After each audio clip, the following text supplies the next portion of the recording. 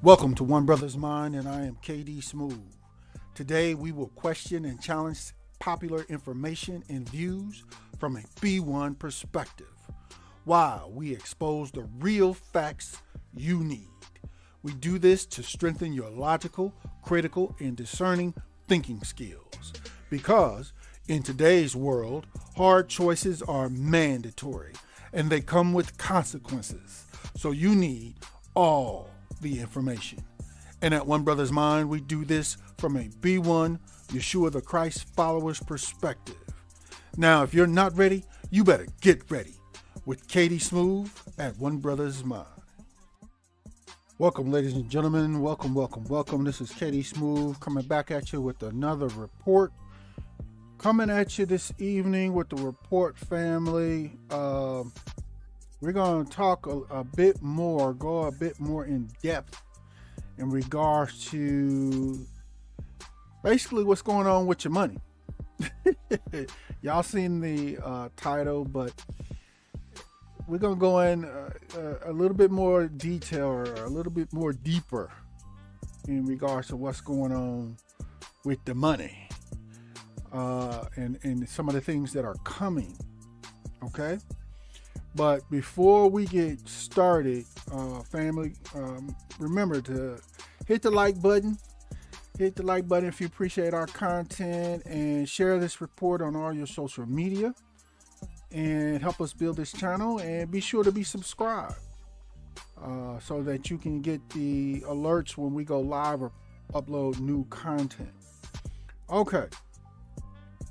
Like I said, family, we're going to dig a little deeper in regards to what's going on with your money, what some of the things that are going on in the world today, and more specifically, we're going to look at how that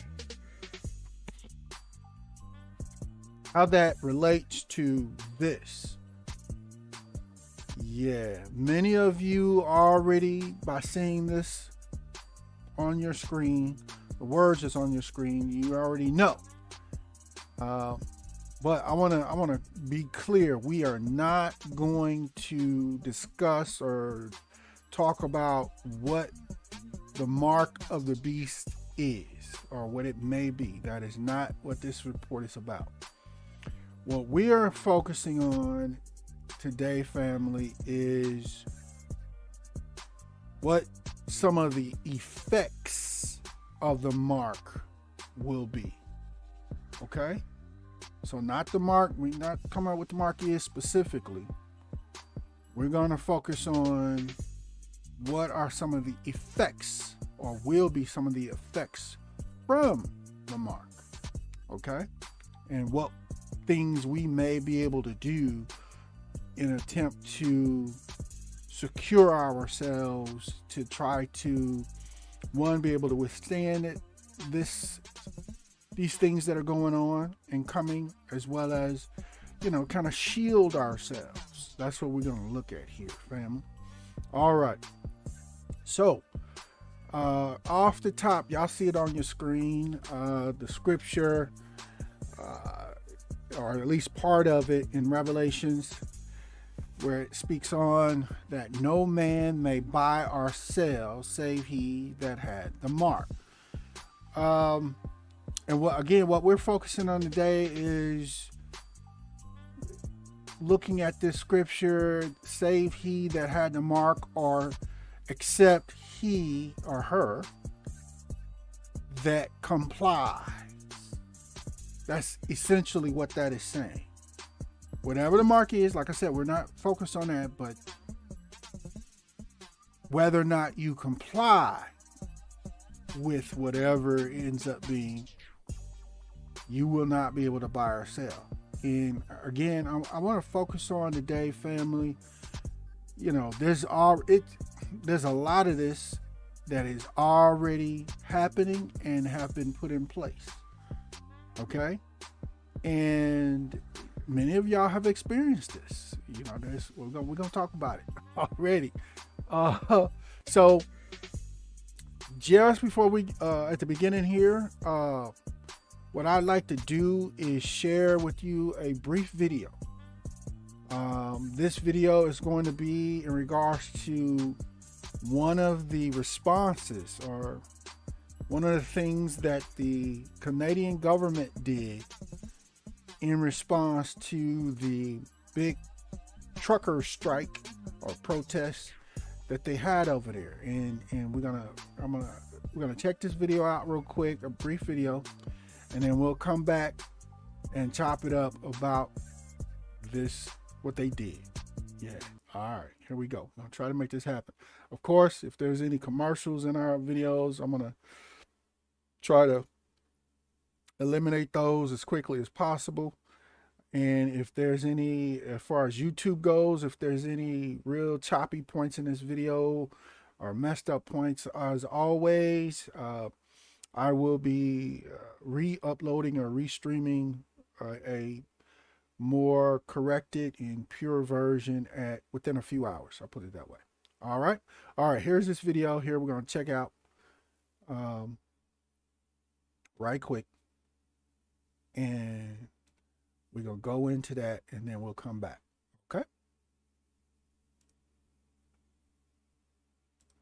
And the payment service providers they use must register with FINTRAC, and they must report large and suspicious transactions to FINTRAC.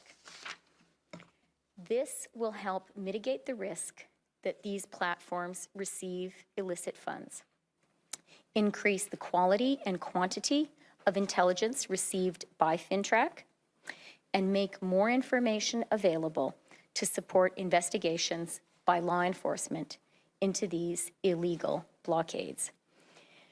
We are making these changes because we know that these platforms are being used to support illegal blockades and illegal activity, which is damaging the Canadian economy.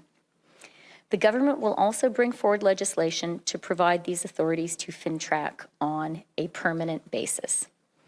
Second, the government is issuing an order with immediate effect under the Emergencies Act, authorizing Canadian financial institutions to temporarily cease providing financial services where the institution suspects that an account is being used to further the illegal blockades and occupations. This order covers both personal and corporate accounts. Third, we are directing Canadian financial institutions to review their relationships with anyone involved in the illegal blockades and report to the RCMP or CSIS. As of today, a bank or other financial service provider will be able to immediately freeze or suspend an account without a court order. In doing so, they will be protected against civil liability for actions taken in good faith.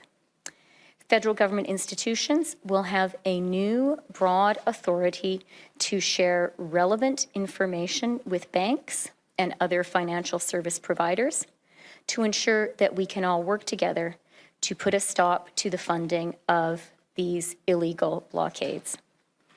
This is about following the money.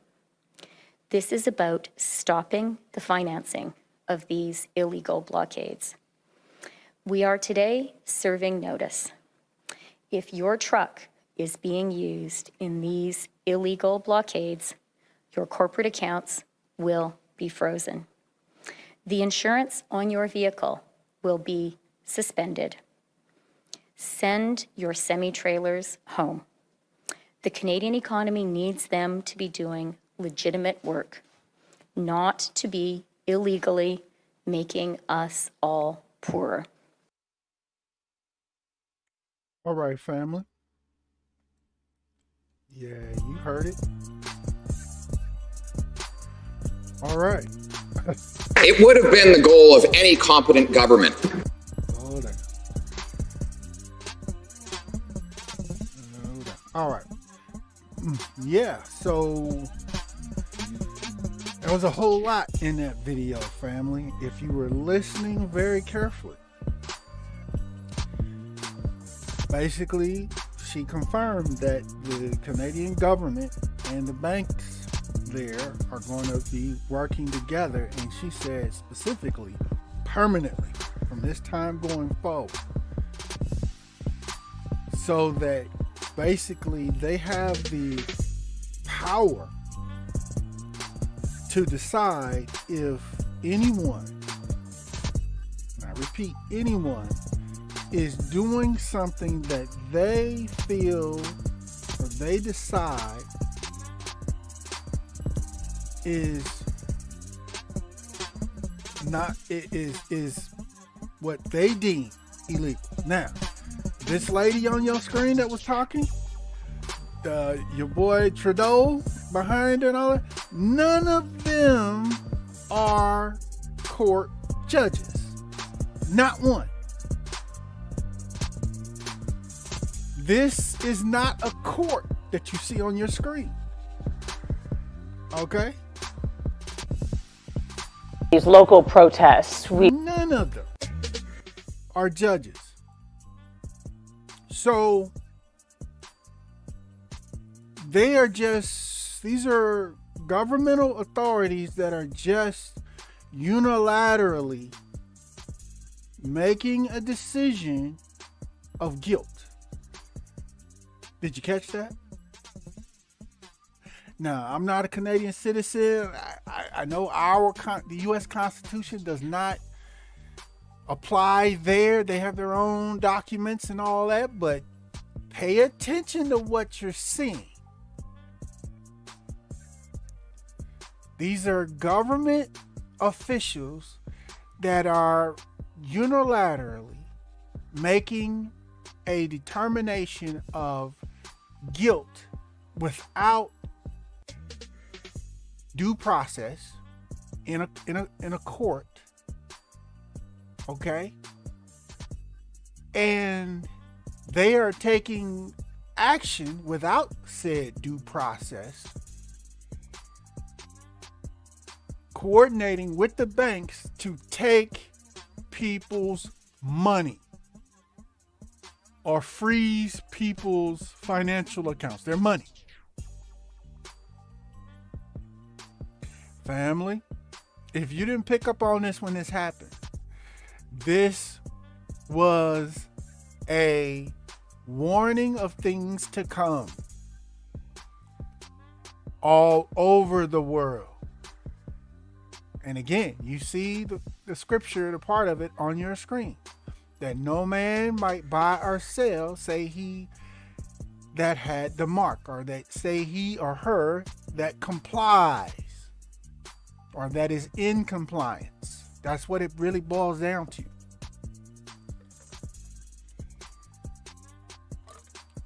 Okay? So, now, I am not here to debate or discuss whether I agree with the truckers' protests or not. That's irrelevant. That doesn't matter. Okay? What I'm here to discuss is what the government in Canada did and how this activity is coming globally. It's coming for all of us. Yes, even us here in the U.S. I've been telling people, and I'm going to say it again here. It is One Brothas Mind recommendation that you take 90 to 95% of your money out of these banks. Your money is not safe in these banks. At any moment, at any time, they can just make up a new thing out of thin air, like you just saw, and take your money from you and completely cripple you financially if they have it, right? Yes, your bank. Stop it. Your bank can do that. Okay? So, Like I said, I've been telling people this. People look at me like I'm crazy. Okay, y'all can look at me like I'm crazy, but I'm about to show you. Stay with me. I'm about to show you. I done showed y'all already, but I'm gonna show you some more of what's going on in the world with bank accounts, especially as the governments push more and more toward the digital currency. Okay? If you don't know, the digital currency push is not for your convenience. It is so they have this exact control that the Canadian government here just stated in this video. So they can control your money, therefore controlling you and your life. Having the ability to force compliance. As the scripture reads on your screen, that no man may buy or sell, say he that had the mark, or he or her that complies. Okay? All right. Let's yeah, we're gonna dig into this, y'all, right quick. Let's move on here. Again, we're talking tonight, focusing on not what the market is going to be or what it is. That's debatable. But the effects of it and the dangers of electronic banking and this whole push for digital currency. If you have not been paying attention, wake up. Wake up. Slap yourself. You tripping. Okay? Because what the Canadian government did here, what they did, the U.S. government can wake up and do it tomorrow. And there's nothing you can do to stop it. That's what you have to realize. It's not whether they will do it or won't do it. It's that they can do it. Just like the Canadian government could do it and then they did it. Or any other government in the world. And they're doing this stuff, y'all. I'm going to show you. All right. So again, we're focusing on the dangers of electronic banking and digital currency, and specifically how your money is no longer safe in banks. Now, for those that are, tripping, okay, yeah. One of the primary reasons why banks started was for safety. Yes, because people had their money, their resources with them at home or what have you, and everybody was getting robbed, and they created a bank and put some armed security there, the sheriff or whatever you want to call it, and said, okay, everybody put your money in here. We got it in this vault, the secure vault. We got a whole armed security here. We're going to protect your money. Right?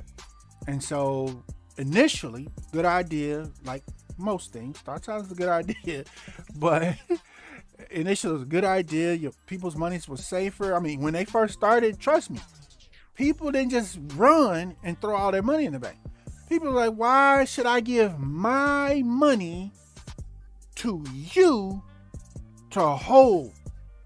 It's my money. Okay? Then, if I give my money to you to hold, to so-called secure, then I gotta come and ask you for my money. And it's my money, not yours. Oh, we're always gonna give you money. You don't worry about that. We always gonna. That was the setup. Y'all, that was the setup. That's how it started. Oh, you can come tomorrow. You can come anytime. You can come 10 times a day, whatever. You can come get your money. It's your money. We ain't trying to keep your money from you. Wait a minute. They ain't what? Oh my God. They ain't what? Yeah. So, again, yeah, it had very good, mostly good reasons to start off with and everything. But as always, it's Starts off with a good thing, and then boom, they start trick-orating and manipulating, and it's all downhill from there. Okay? So, yeah, family, let's move forward. I got some stuff I want to show y'all. So, to be clear, the Canadian government froze the people's crowdfunding accounts, the people that they suspected. It had not been proven in a court of law, but they suspected. Focus on that. It was only based on suspicion. Keep saying that word to yourself. It was solely based on suspicion. They hadn't proved anything in a court of law in front of a judge. No one that got their crowdfunding accounts suspended or frozen had been proven guilty of anything yet. You see how they just went around the little jacked up laws they say they're supposed to be the laws that everybody's supposed to abide by? You see how they just, everybody but us, we can do whatever we want. We the lawmakers. You see that? Which is why, another reason why a lot of family, a lot of y'all are dead set on following 100% of all of the laws. And hey, I ask you the question: what do you do when the lawmaker is satanic? Therefore, the laws being made are satanic. Do you still follow them? I'm gonna let you figure that out. Not only did they freeze their crowdfunding accounts, they froze their personal banking accounts, y'all. Some of y'all I pray after this report, y'all gonna get it. Okay? I'm trying to help somebody out here. Okay? They froze their personal bank accounts. What? Are you serious? Are you serious right now? Yes, they froze their personal bank accounts. Okay? So they just took their money because they were in non-compliance. They were protesting, right? Again, they took their money without being convicted of a crime. They were only suspected or accused. And this was in response to people protesting against something they felt was illegal, something that the authorities were doing that was going to hurt or harm them in some way. Again, not debating on whether their protest was legit or not. That's irrelevant. We're focusing on just the fact that they did protest. Okay? And because they were protesting new made up laws that the authorities were saying were going to be put in place and that now all y'all gotta be subject to. Why? Because we said so. A lot of the people, in this case, a lot of the people that were truck drivers was like, nah, y'all can't just do that. Y'all can't just make up a law or new laws that negatively affect our lives and just say, oh, well, you do what we say because we say so. So that was their inspiration for this trucker protest. Okay? Because who polices the police. Yeah, that's going to become more and more a thing as every day as we go forward here. All right, let's continue. Again, they took their money for non-compliance. Suspected, not proven guilty in a court or anything. No, they just no warrant. They didn't go to court and say, "Hey, Your Honor, here's our evidence that says this person is doing X, Y, and Z. And because of this, Your Honor, we are asking for a warrant and the authority to freeze their money, to take control of their accounts, etc., etc. And based on this evidence of illegal activity, please grant us this authority." They didn't do none of that. They just got on TV. I showed you. It said, all right, matter of fact, starting a few hours ago, yesterday. We just telling y'all today, but yesterday we froze all y'all. We got all your money. Now, you want your money back? Move your truck. Want your money back? Stop your protests. And then we'll think about giving you your money back. I'm hoping this is sinking in of where we're at now in the world, okay? In other words, the authority or authorities, whoever they are the ones who controls how you protest against the authority. I'm going to say that again. The authorities controls and determines how it's okay for you to protest against the authorities. Did you catch that? The definition of protest is taking action against an authority, letting your voice be heard verbally, through non-compliance and other means. That's the definition of a protest. If the authority said, okay, yeah, y'all can stand right here on this street corner and hold your signs and protest, as long as you stay on that right there, y'all can't go though. If you come off that sidewalk or go on some other street, we throwing you in jail.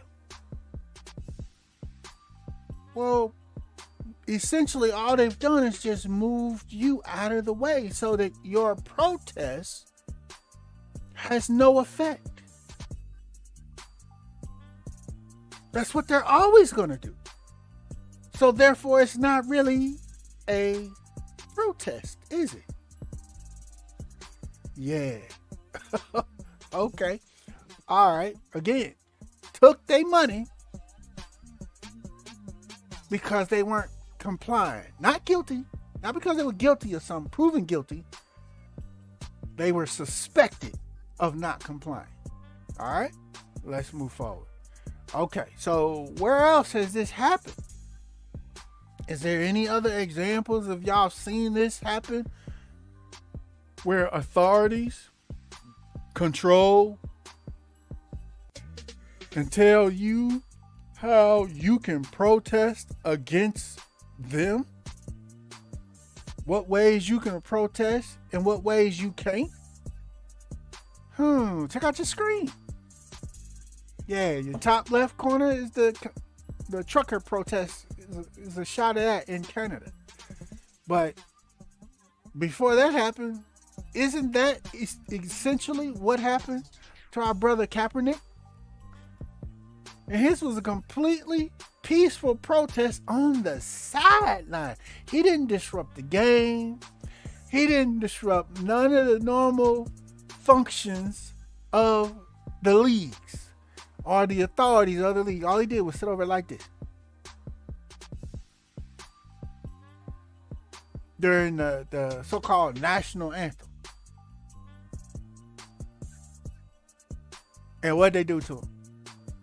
You out of here. the authorities said, you out of, you either stand for the national anthem or you're out of here. They took his money, or really they kicked him out the league, and therefore eliminated his ability to continue making the money that he was making in his profession. Professionals, are you listening? So-called professionals, are y'all listening? They took his access and ability to make his money at his profession. They just kicked him out the league. And then blackballed him so he can't get back in. So essentially, they took his ability, at least to make money with his profession as he was, right? He can still go make money elsewhere or in other ways, but he can't make money the way he was making money, right? Okay.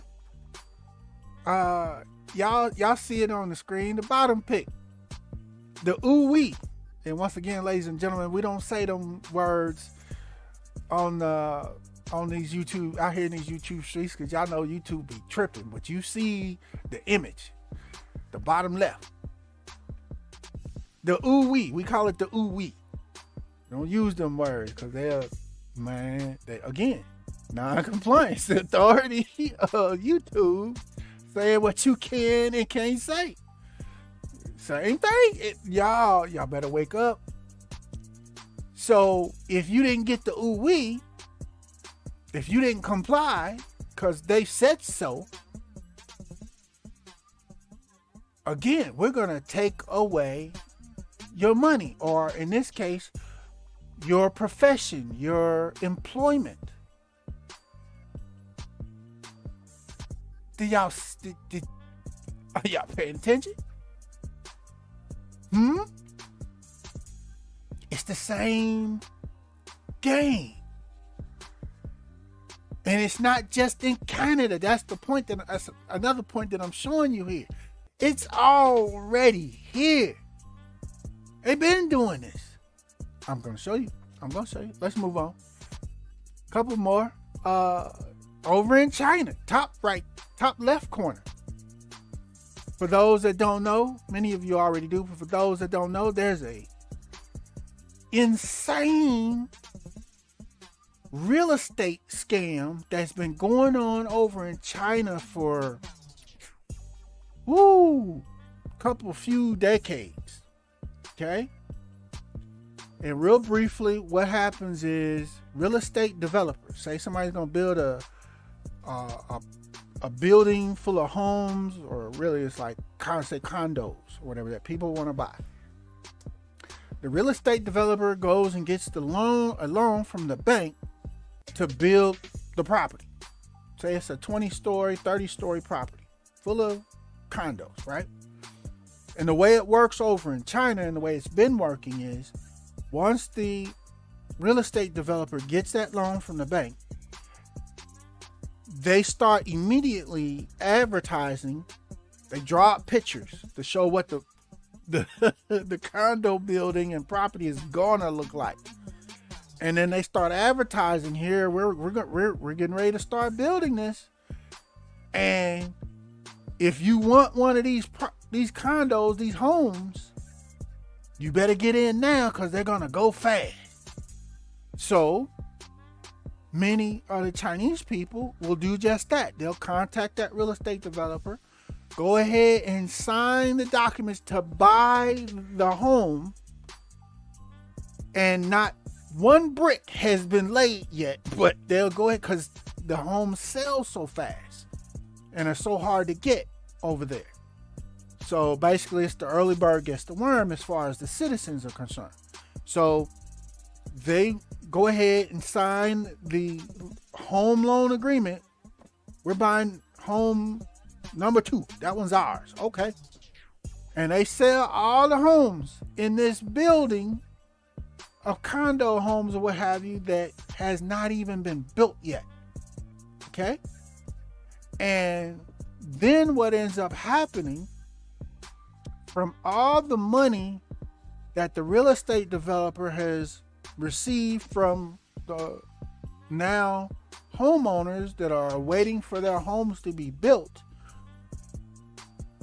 the developers, instead of going ahead and start building the properties and the homes, they may do some initial groundbreaking activities or whatever. They might even build a whole structure, but they never finish or never complete building the homes. So this whole time, the people that have bought the homes, that have already paid their money or are paying their monthly mortgages on a home they do not have, they're not living in it, it's not even built yet, those people are waiting. Okay? So then the real estate developer, like I said, they'll half do it. They don't finish it, they'll half do it. And then they'll take the rest of that money and they'll just do the exact same thing again. They go get another loan, drop some more pitches, and get a bunch more people to give them money by taking out home loans and whatnot. So the real estate developers and the banks, they all making money. They are literally getting money from people, and the people in China, many of them are not getting anything for their money. So this is basically, I mean, I'm being real short with this explanation, but it's basically what's going on. It's like a Ponzi scheme, right? And so here in the last few months, the people are just, they fed up. There's people have been waiting on their homes to be, the building of their homes to be completed for years. And they've never been completed. But yet they've been paying monthly mortgage. Yes, y'all think I'm playing? Look it up. I mean, there's not a lot of information that comes out of China that makes it out, but if you can find it on YouTube. There's some channels and on Google. There's some articles that provide this information for you. In fact, here at One Brothas Mind, I've done previous reports on it. Go to the One Brothas Mind channel, go into playlists and scroll down. Just watch any of the videos or reports that I have on banks or banking. And I go into detail, far more detail about this information. So basically, in this image here, a lot of the people, they're saying, we get it. Y'all playing us.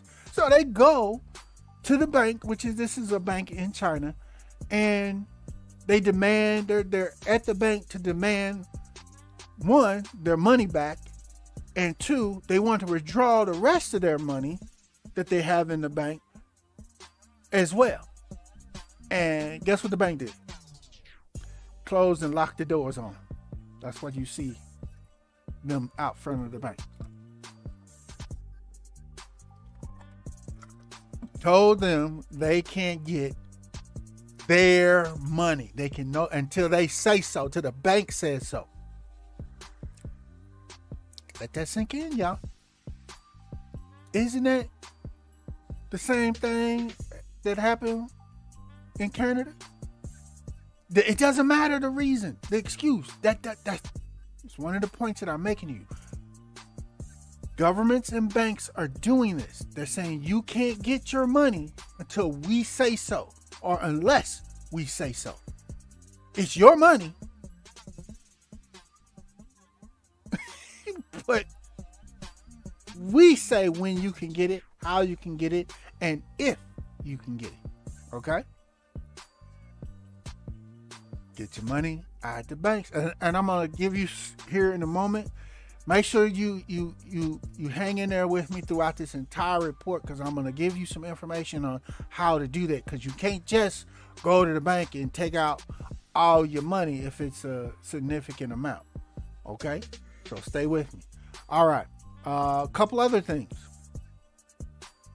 Did y'all hear about here? It wasn't even a good 2-3 weeks ago where the entire national EBT system went down,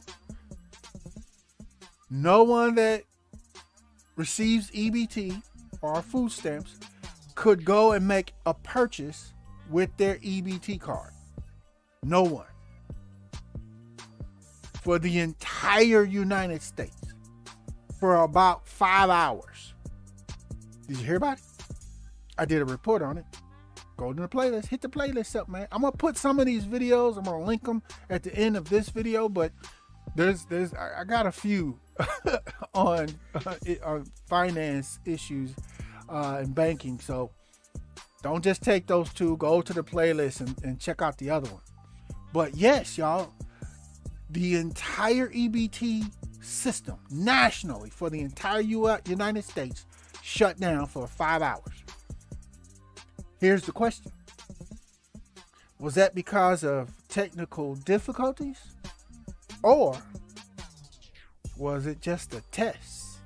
Were the authorities just conducting a test to confirm that they can do that?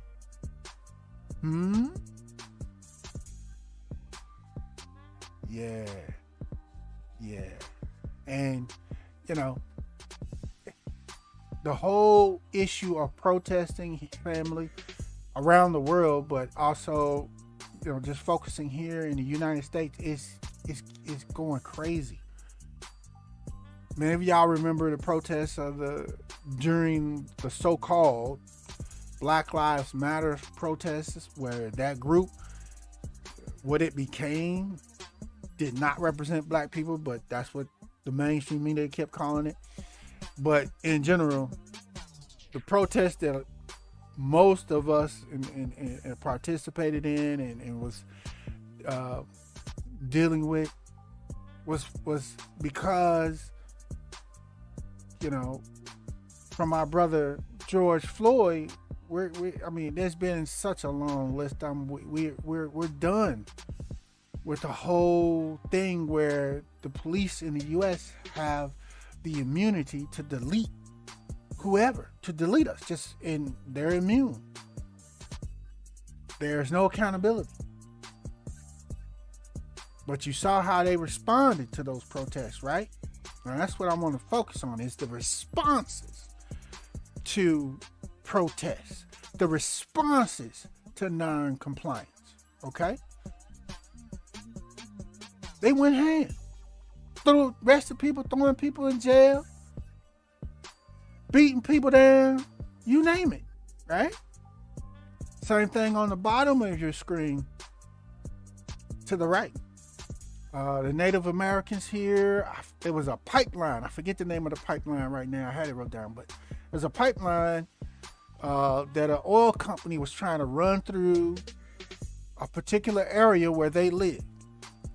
And they fully understand that those pipelines, amongst other things, they leak and they damage the environment, the land, right? And these people live here. So they was like, no, you're not running it through our community, our neighborhood, our lands. And the company and the government in that area, the U.S. government, state government in that area, was like, oh yes we are, and ain't nothing you can do about it. So the people got out there and protest and was blocking the pipeline from being, built on through their land. And this was one of the things here that they did to people. This was in the middle of winter time. It was below freezing, and they sprayed the protesters with water. It's like, I think it was like 10, 12 degrees outside, if not colder. And they were spraying them with water. Not nobody that sprayed them with water, none of the authorities, none of the people from the company, none of them went to jail for spraying people with water in sub-freezing temperatures. Y'all better wake up. Okay, let's move on. So I got another video here in regards to protests. Now, you've seen the responses, and that's what I'm focusing on in these different protests that I'm showing you. And then I also showed you the EBT thing in regards to how your money essentially can be turned off at the snap of a finger. I'm going to show you some more protests, but you're going to see a different response in these, okay? You're going to see a different response. All right? So let's do this here. I'll show you this one, another short video clip, and after this, we'll come right back up and chop it up. But focus on the response. Again, not why the protest is happening, not whether or not I agree with what's being protested or the motivation for it. That doesn't matter. Notice the response. Okay? Here we go. These local protests we've shown you have been violent, but a group made their way onto I-75 near Palm Beach Boulevard last night. They were there for several hours. Now, back in April, Governor DeSantis signed an anti-riot bill that protesters can be arrested for blocking a freeway. NBC2's Chris Redford is in downtown Fort Myers, where protests are expected to start there soon, with why no one here has been arrested. Yeah, so in downtown Fort Myers right now, relatively quiet, but we do expect some protesters to be moving through this area. Now, Kelly and Peter, they just kind of hinted at it, but as we dive into this story, I want you to hear what Governor DeSantis said just last night. Just think about it. You're driving home from work, and all of a sudden you have people out there shutting down a highway. And we worked hard to make sure that didn't happen in Florida. They start to do that. There needs to be swift penalties, and that's something that just cannot happen. But just minutes later, it did happen. These are shots out of Miami, but once it got dark, we saw the exact same thing happen here on a busy stretch of Interstate 75. And according to Florida Highway Patrol, no arrests. The governor's been an advocate for protesters in Cuba, and voting records show many Cuban Americans here in Florida did vote for him, leading some to question whether law enforcement and lawmakers are going soft on these demonstrations because of politics. Do you think there's sufficient evidence to show that based on what you've seen? No. And what I see is that the police are acting from a practical, realistic perspective. Are these people doing something wrong? Yes. How many of them can they arrest? And what would be the implications if they did? The anti-riot law clearly states that if people, quote, willfully obstruct the free, convenient, and normal use of a public street, highway, or road, they could get a traffic citation. The Southwest Florida state rep I talked to today, who co-sponsored the bill itself, says he thinks they should. I served in law enforcement for almost 20 years, and I can tell you that there's always some discretion involved. But there's no gray area here in this, Chris. I mean, absolutely, what I'm seeing and the blockages on the interstate highway system down there, that absolutely is grounds to go out and arrest and prosecute folks. I mean, you simply cannot have or cannot allow people to block major transportation routes, to obstruct tax-paying citizens from going to work or from stopping our elderly or our ill or our infirm from getting ambulance transportation to hospitals in case of an emergency. So as of right now, we haven't seen any arrests, even any citations at these series of protests in our area. But as our coverage continues tonight, that is definitely something we'll be keeping a close eye on. For now, I'm in downtown Fort Myers. Chris Redfern, NBC2. Okay, family. You see, not only do the authorities get to decide and determine,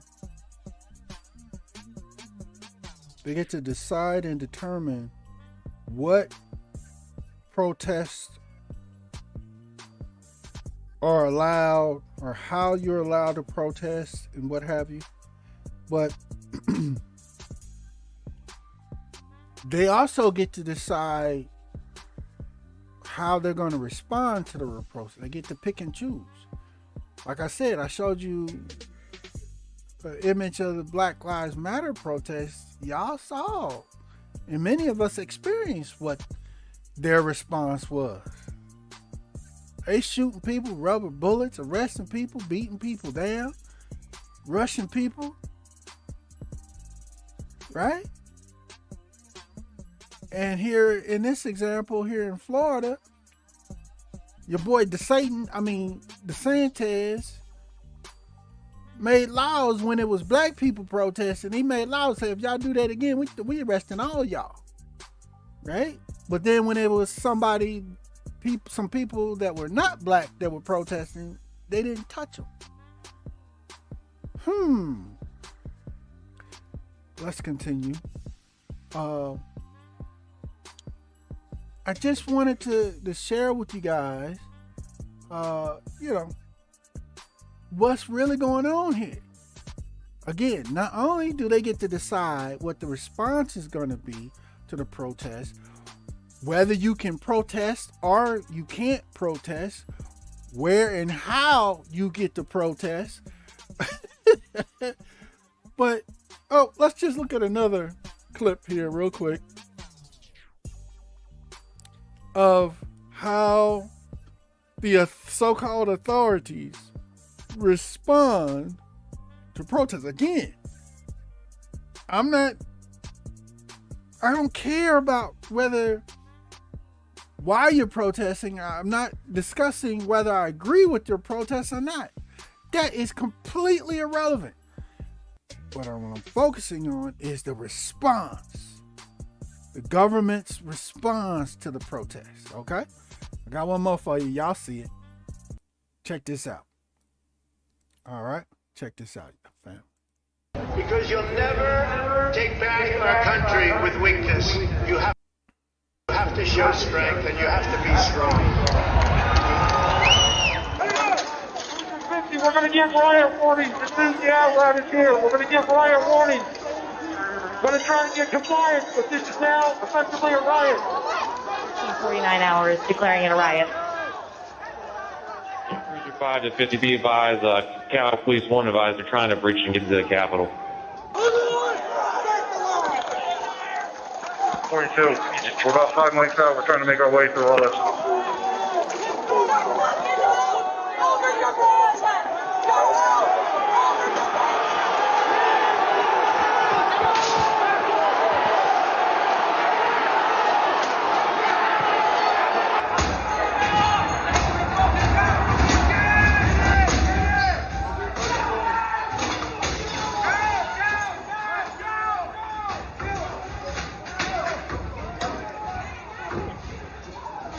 We have a breach of the Capitol! Breach of the Capitol!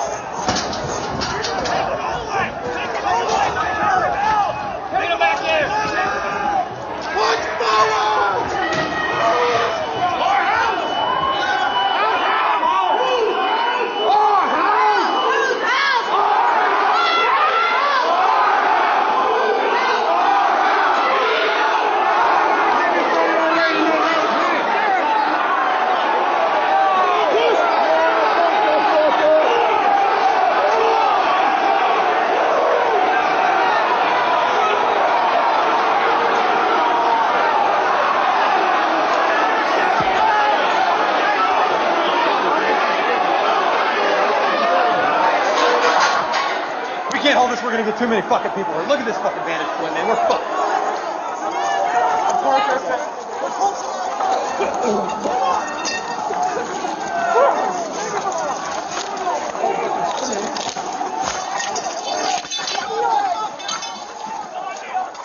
We need an area for the housing members.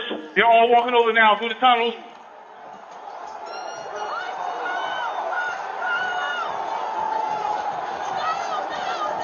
We're trying to hold the upper deck. We are trying to hold the upper deck now.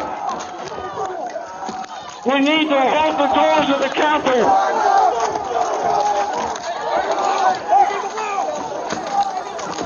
I need court support.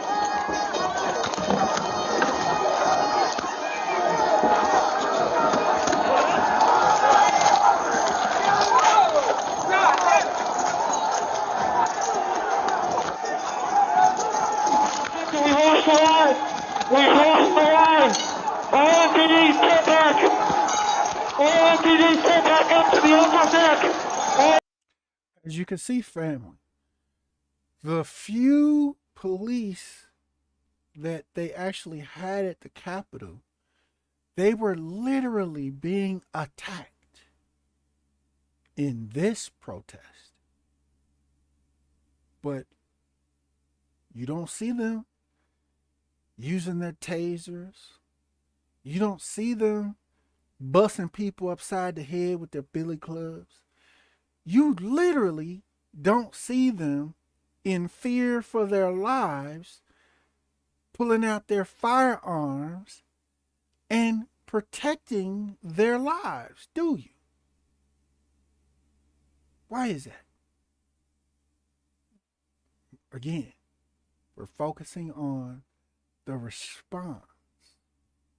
And in addition, you saw the time frame, the timestamp started like 12, just after 12 o'clock.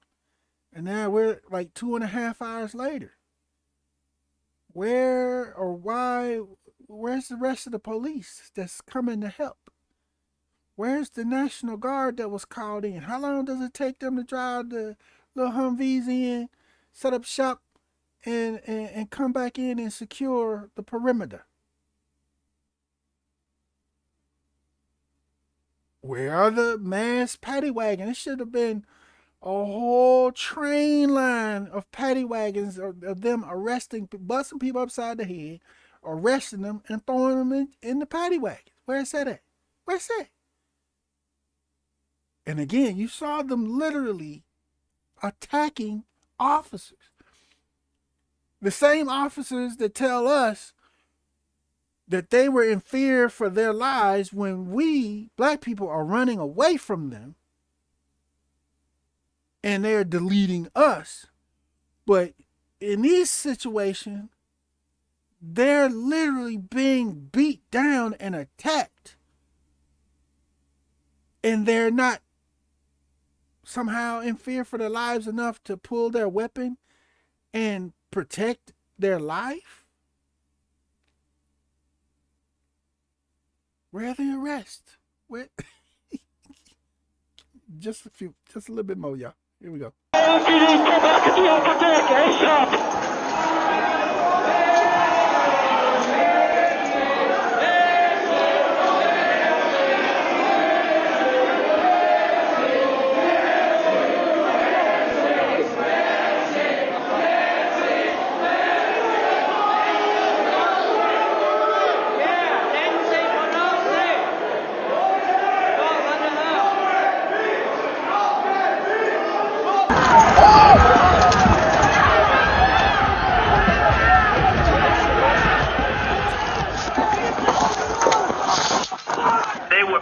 People. These were great people. The crowd was unbelievable. And I mentioned the word love, the love in the air. I've never seen anything like it.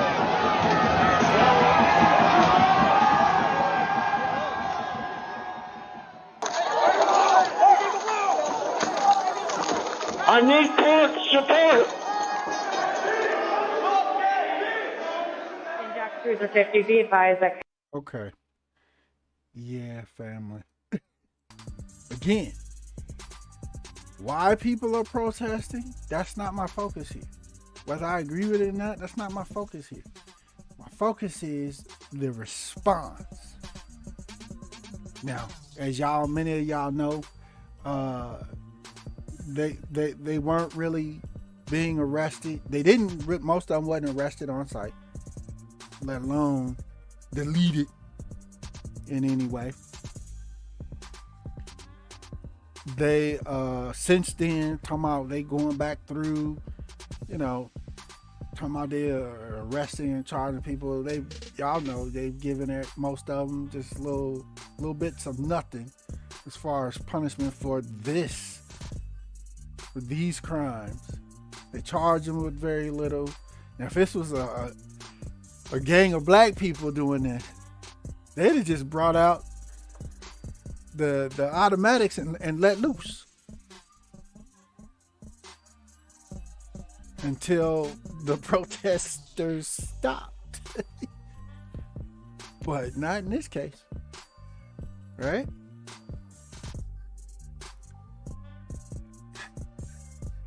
I could go on and on this, y'all, but I think y'all get my point. So, family, yeah. Let's move on. I think y'all get my point. Let's see here. All right. So, here's another question that I have for you, family. Again, we're dealing with whether or not you can buy or sell unless you comply. So we're looking at the responses of the so-called authority or authorities to protests. Okay? How many of y'all are familiar with this executive order that's on your screen? If not, you better get your Google on and get your read on. This is the executive order that was put out earlier this year in 2022. You know, actually it says March 9th, 2022, where they're announcing. They've been doing it for a while. They've been looking into it for a while, but they actually announced that they are putting together plans to move the United States to a full digital currency. Did you know? Did you know? Did you know? Did you know? Yeah. It's coming, y'all. What you gonna do? What are you going to do? They're gonna lie. They're gonna say, oh, this is for help and security for everybody. Again, is somebody else, a bank, has your money, and they're gonna tell you what you can and cannot do with it, and when you, man, y'all ain't ready. Y'all ain't ready. I ain't done though. Stay with me. Did you hear about, or do you know about the new law? Remember I told you they just make stuff up out of thin air. The new law that they put into effect January 1, 2022 for all of the so-called digital cash applications. Yeah, you see them on your screen. All of them, not just these, all of them. For those that don't know, all transactions totaling more than $600 now per year are now going to be reported to the authorities, to the IRS, the I, the IRA, and the S. Did you know? And now, when you go to do your taxes, if you don't include that money that was over $600 that you moved on these digital applications, digital apps, guess what the IRS is going to do to you? That's an immediate red flag and audit. And most likely concluding in some sort of penalties or fines. Yeah. That's already in place right now. A whole lot of y'all doing what y'all doing, thinking, I ain't gonna be all that. Okay. And one of the reasons why, let me say this, one of the reasons why they did this was because of the Great Resignation. You saying, what? Yeah, the Great Resignation. That's one of the reasons why they did this. And what I mean by that is, a lot of people have seen a lot of the things that I've already just showed you, right? And so they're making decisions to where they're like, okay, if I got to get the ooh-wee, then I'm gone. Bye. I'm not doing it. Bye, I don't need this. I can go make my money in different ways, in other ways that you can't control so-called authorities, right? I don't need this. So people retired early and just quit and went, so I'm going to do my own thing. I'm going to do me. Y'all do you. Since this is how y'all getting down, I'm going to go do me, right? And so they know or knew all these people out here, you know, doing their own thing.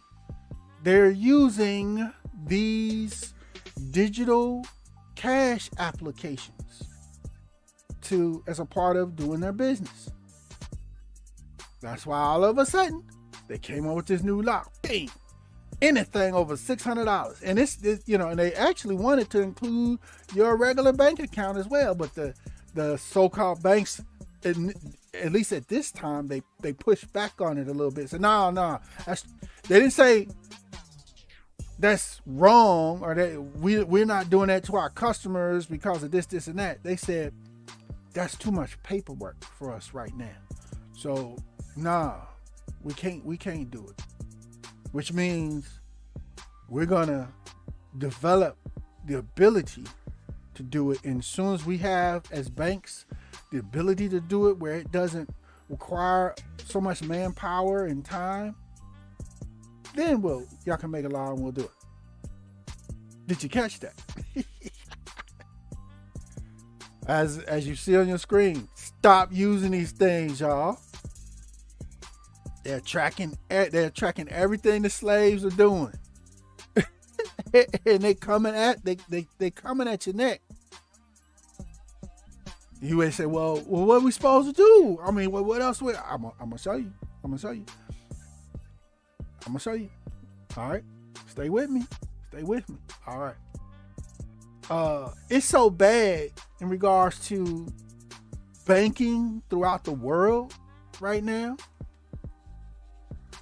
that the Pope, I'm gonna repeat that, the Pope has done exactly what Katie Smooth here at One Brothas Mind is telling y'all need to do. The Pope, as you see on your screen, Google this. The Pope instructed the Vatican entities to move all their money out, to take it out of all the other banks and move it to their personal bank, to their house. By September 30th, they're literally still doing this, y'all. But y'all tell Katie Smooth I'm crazy. But the Pope is doing it, but Katie Smooth crazy. Woo! Y'all funny. Y'all funny, boy. The Pope is doing it. But Katie Smooth is crazy. You don't know nothing. Okay. Again, get your money out of these banks. 95% of it. I mean, keep your money in that you have to use your functional money.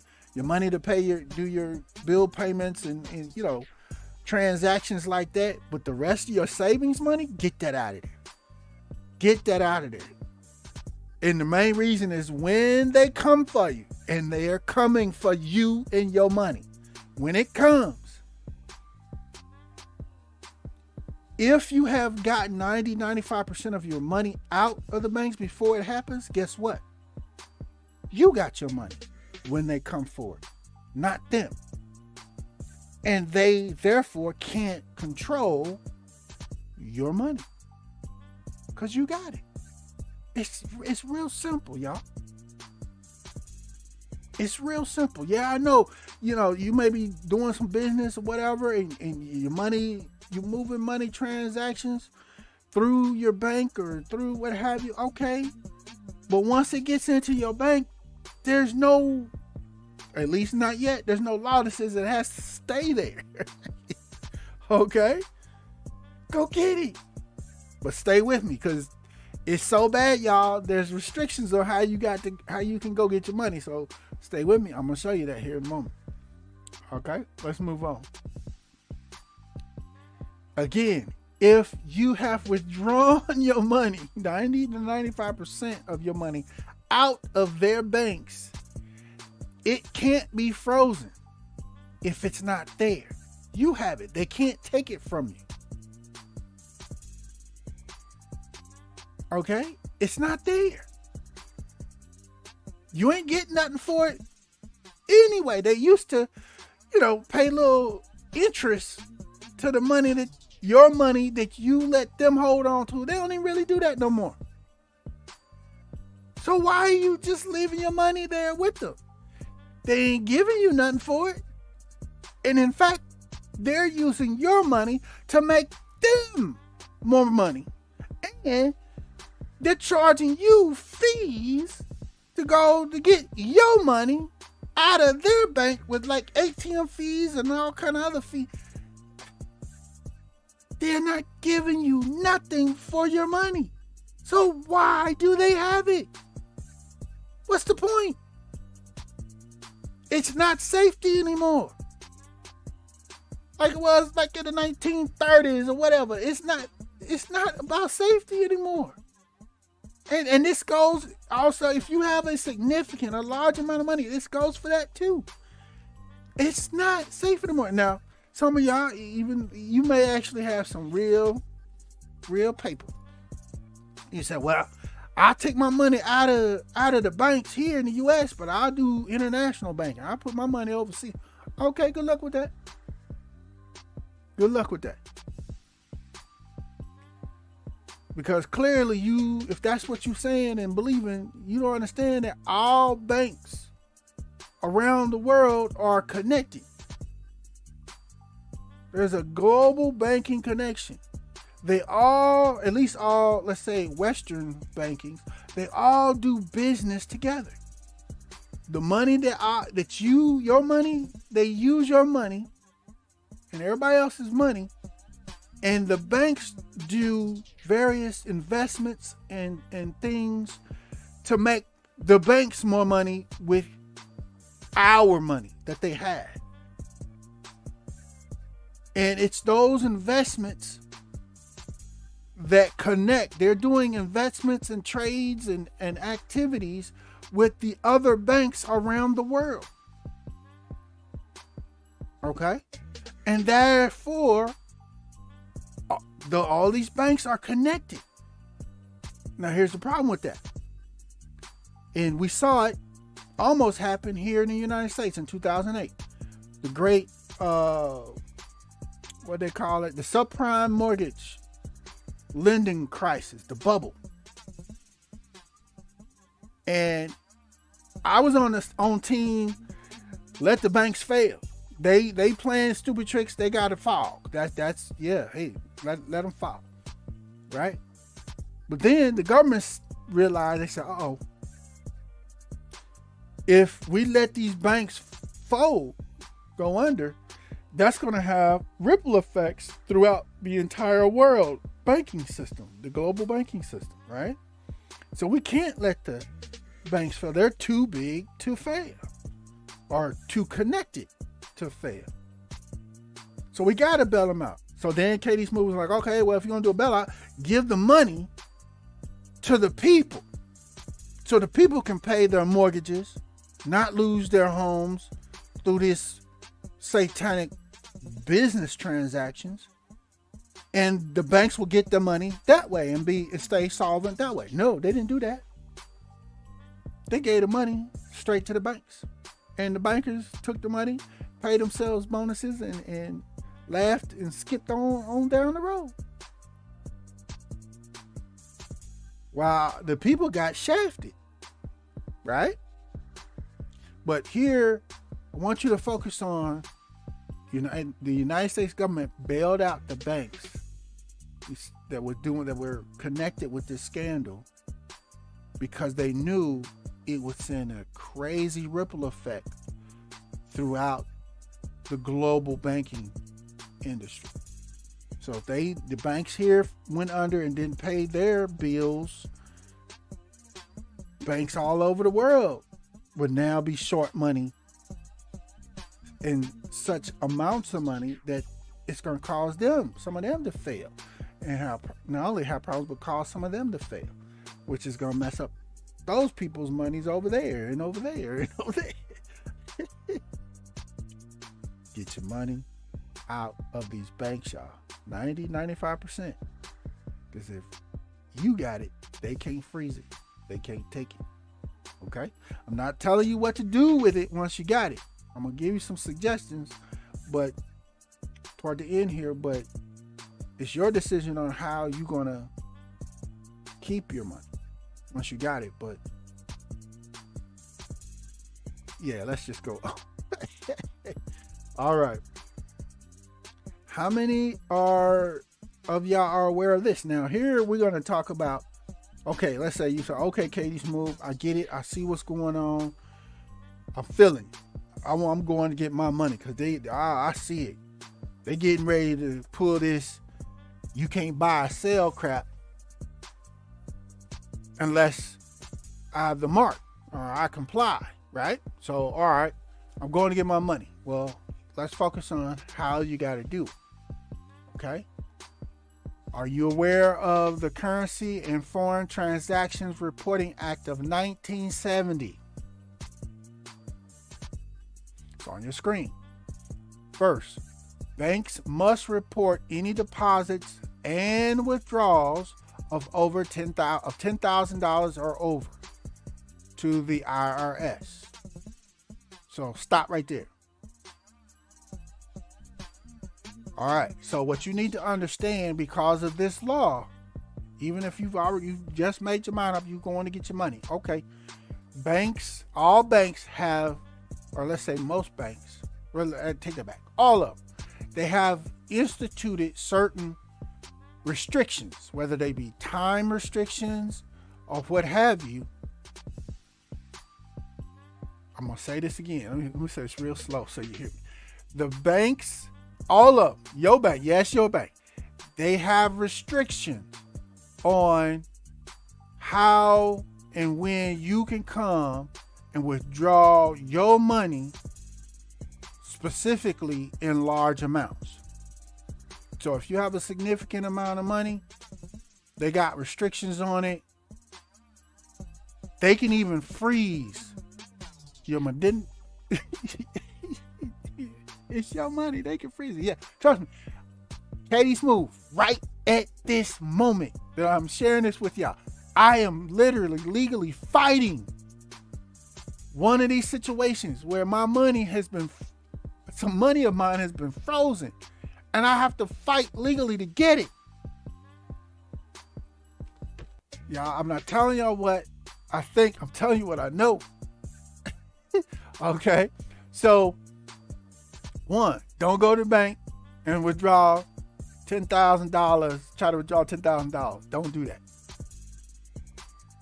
Don't do that. Call your bank first. Find out what the maximum withdrawal amounts are that they tell you and what you got to do to withdraw those amounts. Okay?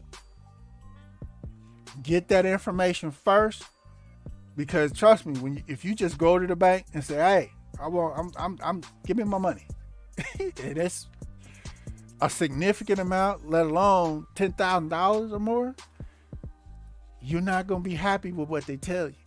You gonna be ready to fight because it's your money. They can't hold your money. That's your natural response. It's my money. You can't hold. I'm trying to tell y'all and show you. I'm trying to help you.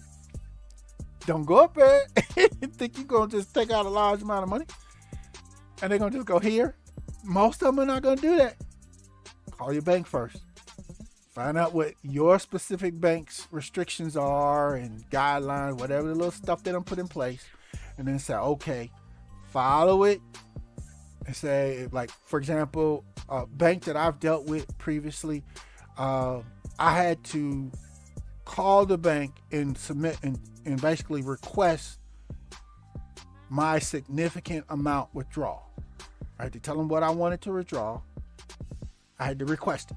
And they said, okay, we'll have it for you in a week. So I had to wait for that week. When that week was up, I called them again. I said, y'all got my withdrawal? They said, yes, we're ready for you. Come on up here and get it. I went up to the bank, walked in the door. They ran it through the little counter machine and like, boom, here you go. And I walked out there with my money. But I had to do it by their rules. Didn't matter to me because I still got my money. But the point is, I had to follow their restrictions, their guidelines. Okay? And you will have to do the same. I'm going to show you some people here in a minute that decided, no, I ain't doing none of that. It's my money, give it to me. Nah, I'm going to show you what happened. All right? So that's how you got to get your money out your bank. Now, if you got to do that and make multiple, go through that process multiple times to get most of your money out of these banks, so be it. Do what you got to do, but get your money. Don't cause no problems. Your goal and focus is to get your money. Okay? Especially for black family, because y'all know that's how they do us. You go up there and blink wrong, they calling the police on you. And they got your money. Okay? All right. Now, this so-called law, this act of 1970 is supposedly was put together because they're trying to respond. They say people who are depositing or withdrawing $10,000 or over, it implicates them in possible illegal activity.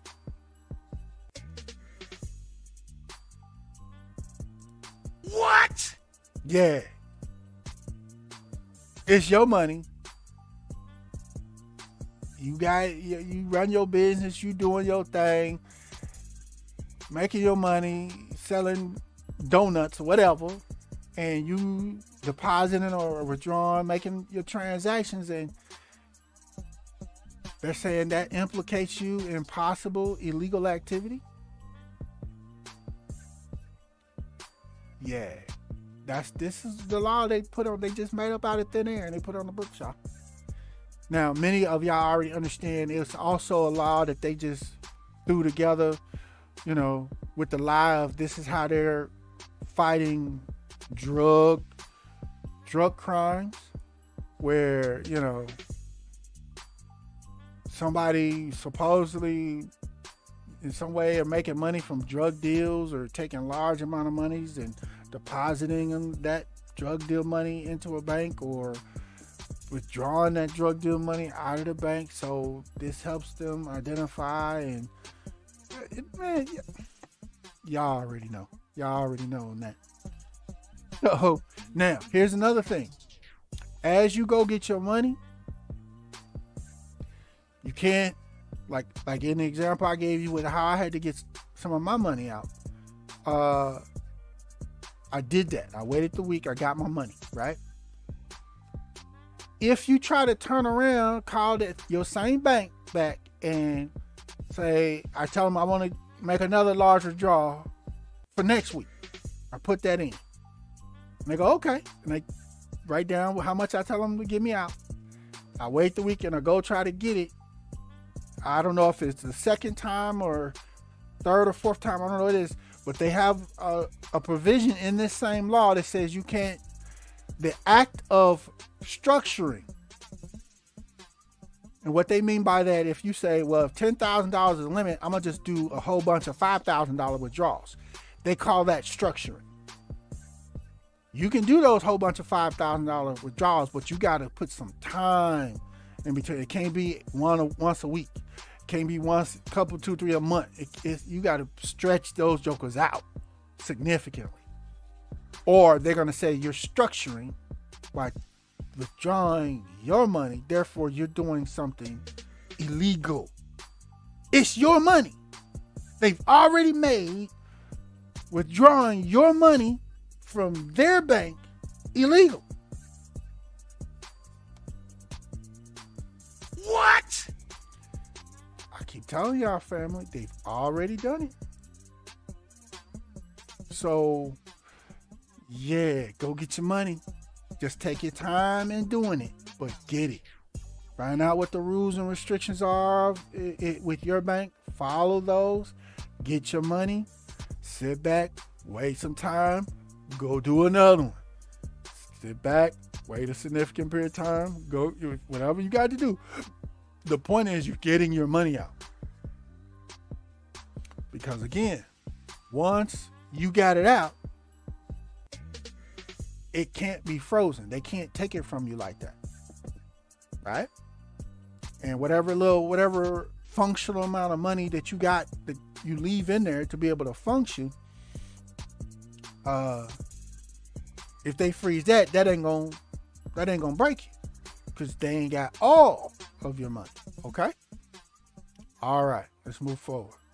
So I got another video. Like I said, I'm gonna show y'all of how the banks respond to people that are realizing everything that I'm sharing with you guys. That people have already realized what's going on, and they're like, oh hell no. And it's actually worse in some areas. Like I showed you the image in China. I could show you videos because they sent out, I don't know if you noticed, let me go back to it real quick. Let me go back to that image real quick. I'm gonna point that out real quick. Hold on. Let me go back to it. The one with the people at the Chinese bank. Let me get there. All right. If you notice here, top left corner image, but if you look at the bottom right, I got it real small because I'm trying to not get this report taken down by YouTube, but there's a small image. The Chinese government, your boy Xi Jinping, they sent tanks out in the streets to get rid of the protesters demanding their money. Do your research. If you ain't heard about it, do your research. It's all, you can find enough of it out here in these internet streets still. Even though China really goes out of their way to try to block this stuff. The information got out. The videos, clips, it's out there, y'all. Go look for it. They sent tanks out to stop people from being outside the bank demanding their money. Oh man. Y'all don't know how serious this is. I told y'all. All right, let me catch back up here. All right, I'm gonna show you again. I'm gonna show you what, and it's not just stuff happening in Canada, stuff happening. I showed you the laws in the U.S. It's happening with banks all over the world. Lord have mercy. Okay, I got another one for you. This is in Lebanon. Okay. All right, I want y'all to check this out. Short video, and we're gonna come back. We're gonna chop it up on it. Check this out. Here we go. Now, banks in Lebanon will shut down for 3 days next week after security concerns escalated. This follows incidents of depositors storming banks, holding employees hostage, and forcibly demanding to withdraw their own savings. At least 5 Lebanese banks were held up by the depositors on Friday, who demanded their own money be released by the banks. This was the latest in the series of such attacks that have rocked the country in recent weeks. In one of the Friday's attacks, an armed man identified as Abed Sobra entered the Blom Bank. His deposit, he later handed his gun to security forces but remained locked in the bank past sunset, negotiating with bank officials to withdraw his $300,000 in savings in cash.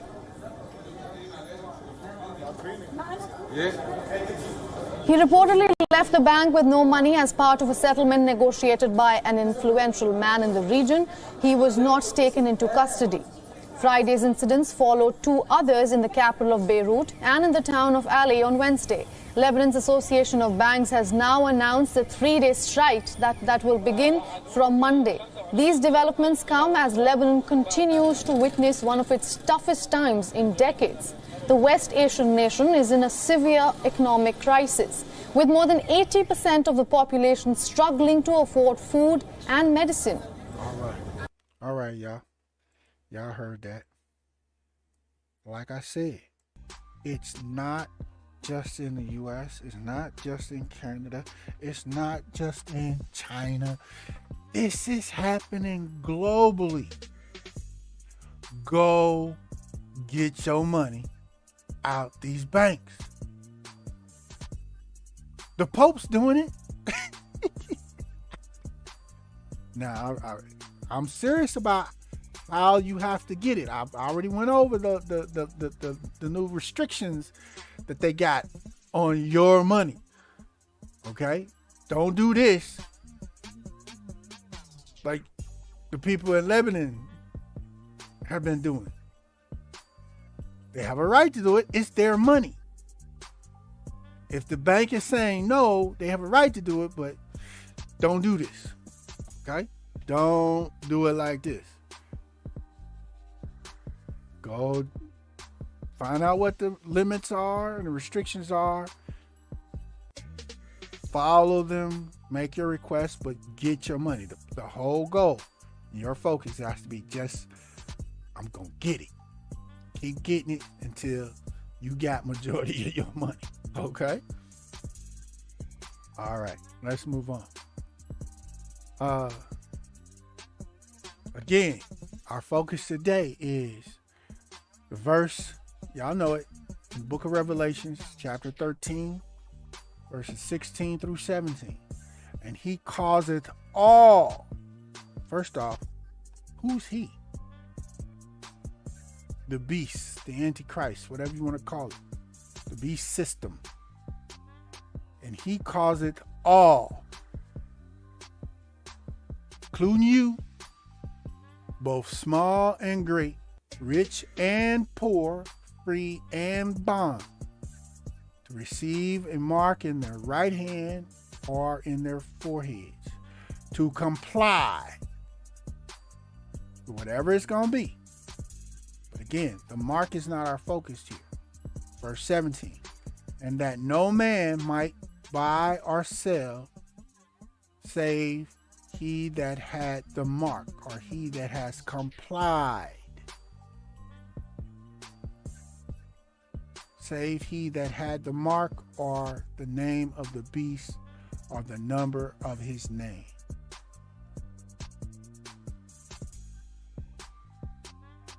It's already here, y'all. That's my point. We're in the last period of time where you actually still can go get your money. Every day that goes by, we're getting a day closer to where you will no longer. They're going to just tell you, you can't come get your money. What did I show you the so-called authorities in Canada did? They just froze the people's bank accounts and the GoFundMe monies. Said, oh, yeah, that's it. Y'all ain't touching it. It's your money. So? Because you're not complying. So we're going to just take your money. You haven't been proven guilty of anything.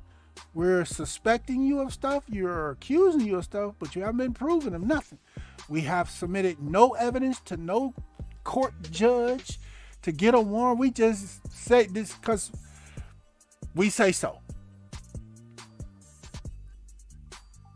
Same thing with the banks in China, with the scam, the real estate scam that they're running.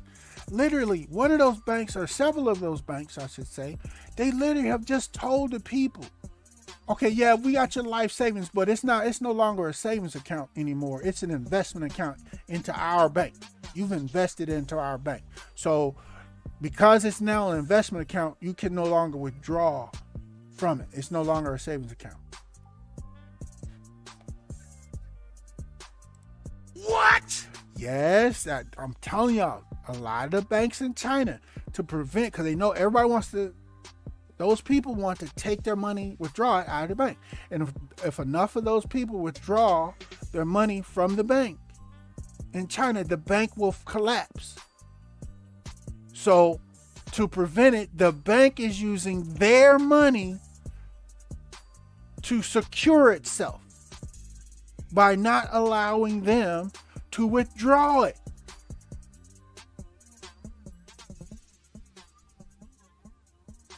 What they gonna do? Well, they go protest. And then what does the government do? Send tanks into the streets and let them know they better go home. Better get out these streets. So in response, a lot of the people, and it's growing, there's a big growing movement throughout China in regards to their issue. They've literally stopped paying or making payments on those homes, on those mortgages, loans that they took out for the homes that don't exist. They said, we're not paying nothing else until our home is completed. It's built and put the keys in my hand, then I pay for it. Till then, I ain't paying nothing else. Y'all ain't doing nothing but stealing our money. Right? That makes sense, right? But the only people that are able to do that, one, is people that didn't sign no agreements for the so-called automatic payment stuff. I've told people for years, don't never do that. Don't never accept an automatic payment option on anything significant. Never, ever do that. Because once you do that, especially if it's on something significant, they ain't gonna never turn it off. Especially if they know you want to turn it off and there's something going on that's contentious, like in China, they're gonna say, "Oh, you can't turn it off. We're gonna just keep taking your money." Do you see how that works? Again, the dangers of electronic banking and digital currency. So family, like I said, you got some decisions to make. One being, you got to go get your money. Find out what the restrictions are at your bank, the guidelines, little rules they set up. Follow them. Make your maximum withdrawals and keep doing it until you got most of your money out of the bank, because the day is coming where you're not going to be able to get it. And it's coming soon. That's the whole point here, family. Okay? Let's move on. All right. So a lot of y'all saying, well, okay, I hear you. I agree now. I understand now. I get it. So we can't use the little cash applications, the little PayPals, Cash Apps. If those are set up too, what are we supposed to do? Here it is on your screen. Many of you that are older, y'all know what all this is. Some of them, if you're younger, you may not have seen, you don't even know what a money order is or a cashier's check is. So I will explain. The rest of y'all just hold on for a moment. All right. What you can do, you got to understand the convenience of digital transactions. When you stop using those, that convenience goes away. Okay, yeah, they are crazy convenient. I get it. Trust me, I get it. But that convenience comes at a cost to you. It comes at a cost to the security of your money. That's what I'm ultimately telling you. Okay?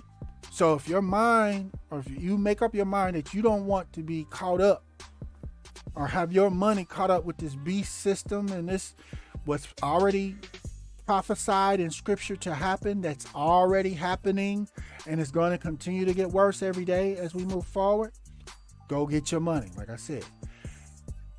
Now, you still got to do business. You still got to live your life. Here are 3 options that you still have. One, so you got your money. Okay, they can't get me. Can't get mine, Katie Smooth. Okay, you got it. Now, you need to do transactions for your business or just your personal life. Go back to paying in cash. Paying and receiving cash as much as you possibly can. If you can set your business up, yeah, I know it's inconvenient, but get your people to come. When they come to pay you for your product or service, they pay in cash. If you notice, there's a lot of businesses around you, locally, wherever you are. They got a sign on the door, cash only. There's reasons for this.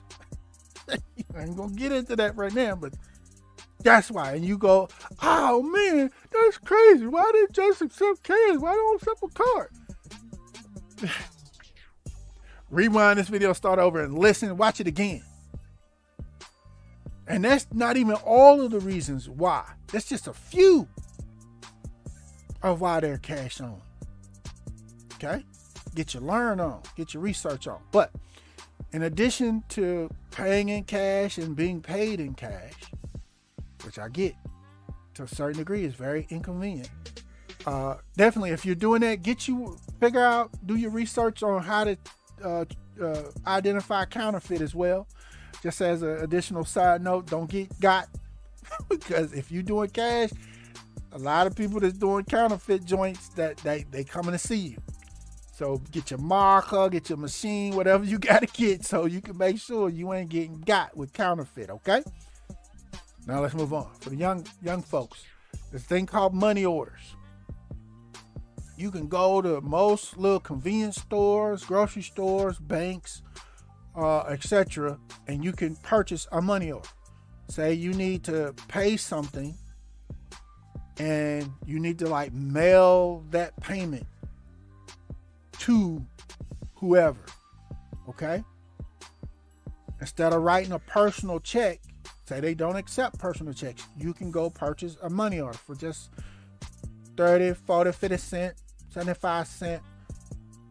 So if you need a $100 money order, it'll cost you $100.60 or whatever the fee is. And it'll look like what you see, this MoneyGram thing, it'll look something similar. That's a money order on top. And as you see to the right of that picture, there's a receipt tag. So you fill it out to who is to be paid to, $100. It's got all the tracking numbers and information on it. And then this receipt on the side, or however it's set up, there'll be a receipt that you can tear off of the money order. And that's your copy to keep. It's got all the numbers and tracking number and information on it. And then you put the rest of the money order in the envelope, stamp, mail it. It might be a good idea to put the money, or don't just put it in the envelope, but take a regular sheet or two of paper, fold it up in a trifold, okay, and stick the money order inside of that. So that some people are still in mail, man, they holding it up to the light, and if it's just a money order in there, they can see that, and they'll steal your mail and then take it out and make adjustments on it, and they'll cash your check because they put whatever name you had on it, they took that off and put their name on it or whatever. They can do that. It's doable. So try to cover is what I'm saying. If you start mailing out using money orders, don't just put the money order in there by itself. Take 2-3 sheets of paper, fold that up, colored paper, whatever, and fold that around the money order and put the money order inside that, and then put that inside of the envelope so that if you hold it up to light, you cannot see what's in it. Okay? Also, a third option, just like with money orders that you can get from your local convenience store, gas station, or whatever, most of them, you can do the same thing at a local bank. It don't even have to be your bank, any bank. You walk into any bank, you don't have to have an account there. Say, I want to purchase a cashier's check. Okay, and they'll ask you for how much. You hand them $300 or whatever it is. Here, they'll count it, and they'll make you out a cashier's check, and they'll even document it as to who is to be paid to. So it can only be, you can tell them whether you want that line to be left empty, or if you want to fill it in there, or some banks may require that it's filled in. If that's the case, so be it. What have you. And there may even be some banks that require that you have an account there before but most banks, you can just go in and get a cashier's check. And what that is, the point of a money order and a cashier's check is anybody can cash a money order or cashier's check anywhere, at any bank or check cash place or whatever, because a money order and a cashier's check, those are backed by the bank. So in contrast to a personal check, they don't know fully if you got the money in your account or not, but a money order and cashier's check, oh, that's automatic. That $100 is on there. They know the bank is like, here's your $100. It's going to be no questions asked.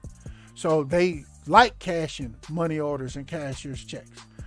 Then they ain't got to go be concerned whether or not your personal check is going to bounce or not. You see the difference? All right, so to move away from digital currency, this is how, we had to, most people operated before all the cash apps and all this other stuff. Cash, money orders, and cashier's checks.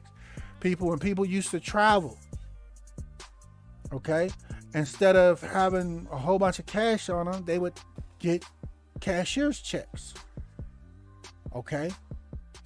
Because with a cashier's check, if you get robbed and they take your cash, they could take your cash down to the next corner and spend it. It's cash. Whereas with a cashier's check, if you get robbed, okay, now they gotta go find a bank somewhere. They gotta go try to forge that cashier's check or change it, put their name on it somehow, and then they gotta go to a bank and go through the trouble of trying to get it cashed. Whereas by that time, you will be, if you got robbed, and you're still breathing, you will be able to call your bank and say, hey, I got robbed, cancel, put a stop on all my cashier's checks. They were all got stolen from me. Okay? And it was a safer way to travel without carrying cash on it. You see that? All right, so these are the options you got to move back into, family, to get out of the digital currency or electronic banking situation. Yeah, I know it's a lot more inconvenient, but would you rather your money be secure and you have some inconveniences to deal with, or would you want to keep playing this Russian roulette with this digital electronic money set up, and the day comes, they make the announcement, you can't get your money no more, and then you like, hold up, wait a minute, too late. Those are your options. Okay, let's move on. Some other things that you may look to do to overall try to remove your vulnerability to this beast system in Revelations. I just showed you the verse that's already here, that's already happening and going to get worse. We're going to look at some other things that you can do in addition to going to cash only. We're going to go through a few other things because a lot of people, especially if you're pretty young, say below like 30, 35 and below, you've been using cards and digital electronic banking your whole life. You've never seen these other ones. So many of y'all. So here's some other things that you can do to potentially insulate yourself and protect yourself in your money and resources. Okay. This one on your screen. Own your home. Pay it off. This ain't you making payments every month. No. You made the last payment. It's yours. You have the deed. Okay? It's yours. All right? Now, when you own your home, theoretically, in the U.S., they can't take it from you. I'm going to go ahead and deal with that now. There's many of y'all saying, well, you never really own your home in the U.S. because you still, once you paid it off, they still force you to pay property tax and all these other things. This is true. But you don't want that. You're going to have to relocate to another country because that's the satanic laws of this country. Okay, you still got to pay property tax. Okay. Also, in regards to owning your own home, once you own it, the only thing that you're vulnerable for in this satanic system is eminent domain. You can own your home, you can pay it off, and the government, federal or local, can come around and say, we're going to build a shopping mall on your front yard. So you got to sell us your house and just give it to us or whatever. That's called eminent domain. You can try to fight it, but most people that try to fight that end up losing. All right? But excluding eminent domain and the whole satanic property tax issue, it's yours. Excluding those two issues, nobody can take your home from you once you own it, once you've paid your last payment. So, with that being said, and for those of you that are listening that own your home, y'all, your neck is starting to hurt because you're shaking your head. Yes, this whole time, y'all better listen. You got to pay your house off, okay, and do it as quickly as possible, so you can get to this position where you are the owner of your home and property. Okay? That's the most, as far as a home, that's the most secure position you can be in. Okay. Now, some additional things that you can do that will help get you to owning your own home. Say, I just buy a house tomorrow, man, or I need to buy one. What, I got to pay the loan and the usury. Got a video on usury, y'all. Go to One Brothas Mind, the playlist. Go down, scroll down till you see the usury video. I explain what the satanic, sinful, evil usury is with these loans and interest. But I digress. Okay, so you're like, I gotta buy a home tomorrow. I'm trying to get there. Okay. You know how when you go and you get, they check you out to see how much of a house or loan you can be approved for. Say if they say you're approved for $300,000. Now most of y'all, it's like, oh yeah, well I'm going to find a $300,000 house. That's the one I want right there. And that's how y'all get in. Stop doing that. You are killing yourself financially and you don't even know it. Ladies, stop it. Stop it, ladies. Okay? I'm making a point. Stop this.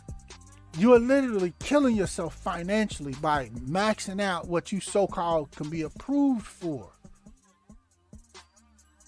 Especially if you're like 35 years old and older. You're killing yourself. You are literally setting yourself up to never ever be able to retire. And you're going to have to still try to get out there and work and make that money while your health is or has declined. And you ain't got the strength no more to get out there and do it. You still going to have to get out there and do it, because if you don't, guess what happens? They coming to take you home. It's going to get foreclosed on because you can't afford the payments. Don't put yourself in that position. Okay? In addition, if they tell you're approved for, or y'all are approved for a $300,000 home, go, okay, we'll be back in a few days. Go find a home for about half that amount. Whatever amount they tell you you're approved for, down till you get down around about the $60,000, $70,000 range. When you're in that range, you ain't really got to do this half theory that I'm sharing with you. But everybody else on amounts larger than that, go for, if it's basically over $100,000, go for the half theory nowadays, especially if you're 35 and over. Why? Because if they tell you are approved or y'all are approved for a $300,000 loan, and you go find a house that's $150,000 that will work for you and your family, and you sign for that loan, that's going to put you in a position. Most of y'all signing for these 30-year mortgages, right? So let's just take that example. That'll put you in a position, if you did the half rule, where you can, or very closely can, basically make the payments on your house, your monthly mortgage, and then you can also afford to pay, if not a whole extra payment every month, double your payment. Right? Why do you want to do that? Your second payment, you have to write on it when you send it in that it's for the principal only. Okay? And you communicate that with your mortgage company. So when they get it, They don't steal it. But when you pay double your payment, you signed a 30-year mortgage. If you paid double your payment, how long is it going to take you to pay it off? 15 years, approximately. You're going to pay it off in half the time. Do you see that? Or if you can afford to pay more, you pay it off in 10 years. Even though you signed a 30-year mortgage, which if you can afford to pay it off in 15 years, why even sign a 30-year mortgage? Get a 15-year mortgage. The point is you want as short of term or years of a mortgage loan as you can afford to pay. Okay? The reason why you want it as short as possible, especially for those that are 35 years old and older, is because, again, you're getting older every year. And the older you get, sooner or later, your health is going to start declining. And you don't want to be in a position to where your health has declined, you can't make it to work every day and still make that same amount of money that you've been making. Now you got to go on disability, you got to stop working, or it's killing you to get up and go to work every day. It physically hurts. You can't do it anymore. You don't want to be in that position, but yet you still got 10, 15, 20 years left on your mortgage to pay. Because if you're in that position, there's only two options. You either got to keep dragging yourself to work every day until your employer fires you because they see that you can't do the job anymore. Therefore, you're not making that money anymore.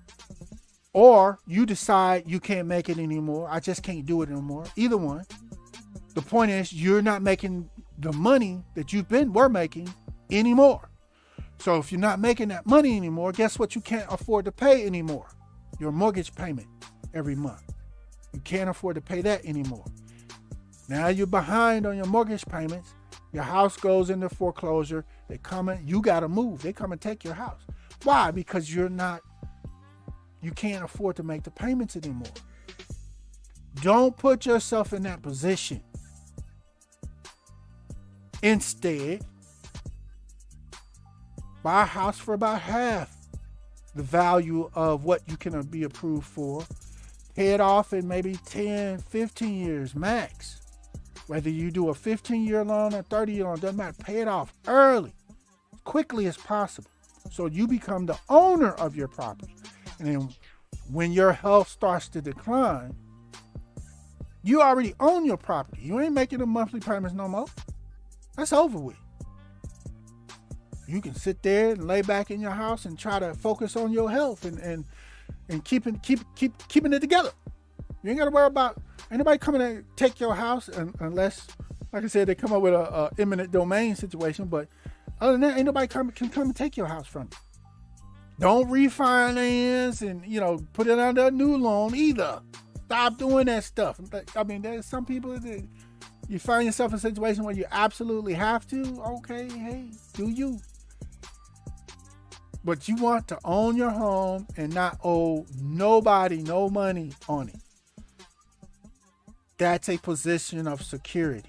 I have the deed on my house.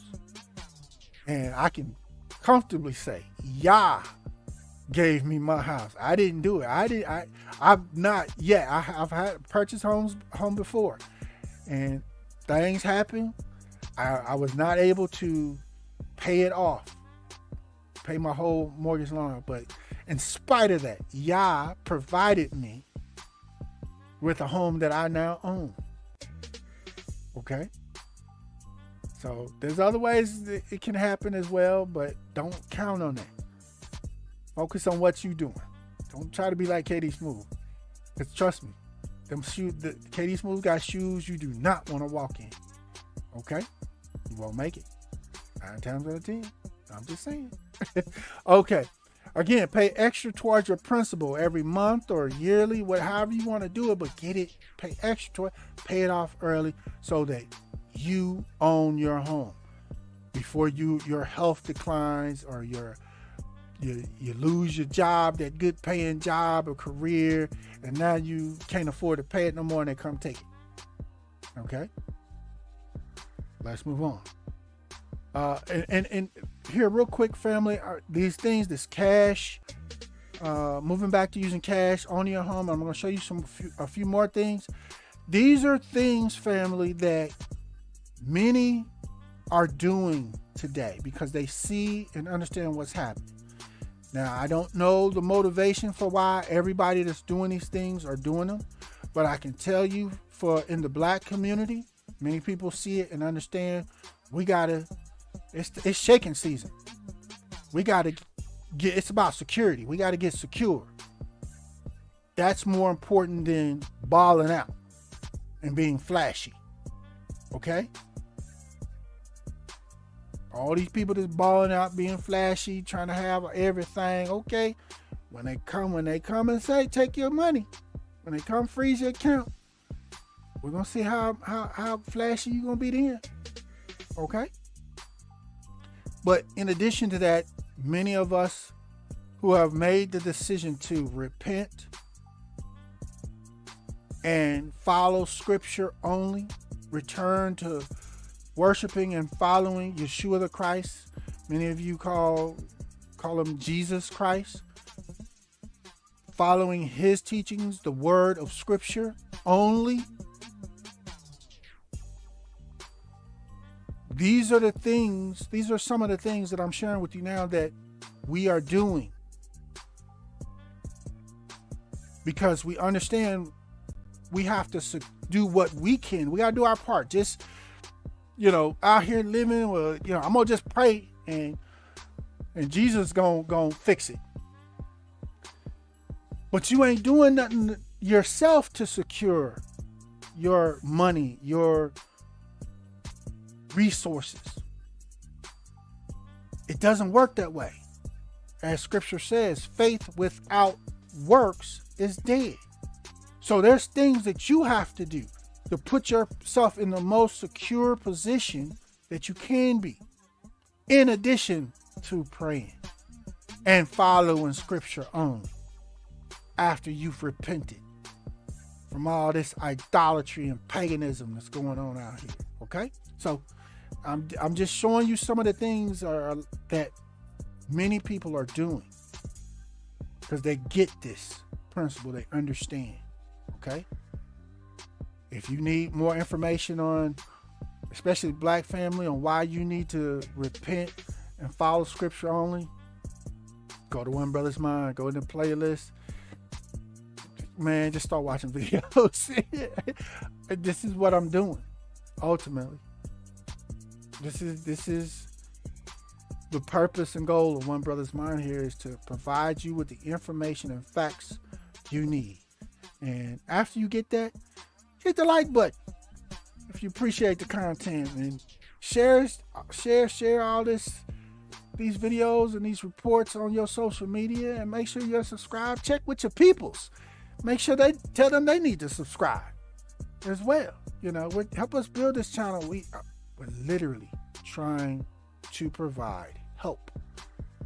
Okay? Before things get worse. Okay? So a few more security actions that you can do to contend or combat this beast system that's here and going to get worse. Let me talk at you professionals here. Many of y'all already know why I put this up here. So, y'all fall back for just a minute. Let me talk to the hard head ones. Okay, you a professional. You went to college. You got your student loan, your student extortion, and all that to get your Willy Wonka golden degree ticket to be able to participate in the beast system's economy, where you could make your money. You like, I get paid. I get six figures. I'm okay. I get it. I hear you. But here I got one question for you. And many of y'all, like I said, y'all have already asked yourself this question and started to make adjustments. But for those that haven't, can you do whatever it is that you do for a living today, your profession? Can you still do that profession if the authorities say you can't. If they wake up tomorrow and announce, okay, for whatever reason they want to use, say you can't go to work, you can't do this, your business is closed, can you still do it and make and earn money to take care of you and your family? Right. Yeah, let that sink in. Now, as you've let that sink in and you're starting to understand, okay, what's going on, you also understand the reason for what they're calling the Great Resignation. Y'all have heard it. Hundreds of thousands of people have figured out what's going on. The things that I'm showing you, whether they agree with everything or not, that I'm showing you, they figured it out. And they figured out they're not secure in their profession, in their job, whatever the case may be, in their business, within this system. So they retired early, they're quitting, and they're going ahead and making a pivot to do things or start doing things or start doing businesses that they can still do, still operate, and still earn, hopefully, good enough money to provide for themselves and their family. They can do that even or during times when the so-called authorities, the beast, says your business, your employer, your job is shut down. That's why, yeah, you see it, the stuff that's on screen. These are things, and these are just a quick few examples. There's a lot of stuff that, family, we can still do and earn money, earn good money, many of them, and be able to still survive and provide for ourselves if we don't, or if we decide we don't want to comply with whatever it is. That's why I showed you in the beginning a variety of different protests and issues that people are like, no, we're not doing that, or we're not putting up with that. Well, one of the primary responses from the so-called authorities, and it doesn't matter who, they cut your money off or your ability to make money. So the thing or things that you don't want to comply with may not have come around yet, but they're coming. It's one day it's gonna be something you ain't down with, if that hasn't already happened. And when that happens, will you or do you have a skill or trade or a business that you can do as a plan B, as a backup option to your Willy Wonka ticket extorted student loan, Willy Wonka golden ticket degree and profession? Do you have a backup option? Because you and your family still gonna have bills to pay. Y'all still gonna have to eat. Y'all see what they did to the people here, the renters out here, and what they did to the landlords during the Predator. And once again, here at One Brothas Mind, we don't use those words because we don't. YouTube, you know how it is out here. They want to take down or take down your channel and all this other stuff. We call it the Predator, that thing that we went through now for about 2.5 years that deleted about over 1 million U.S. citizens and even more across the world. We call it the Predator. Y'all know what it is. Okay? When that went down, y'all saw they shut everything down. But people who were doing things like this on your screen, they were still able to make money. Do you see that? I know a whole lot of brothers with lawn care services. Oh, they was killing it during the predator. They were still out there, had their mask on, they were being safe for themselves, you know, but they was out there getting it.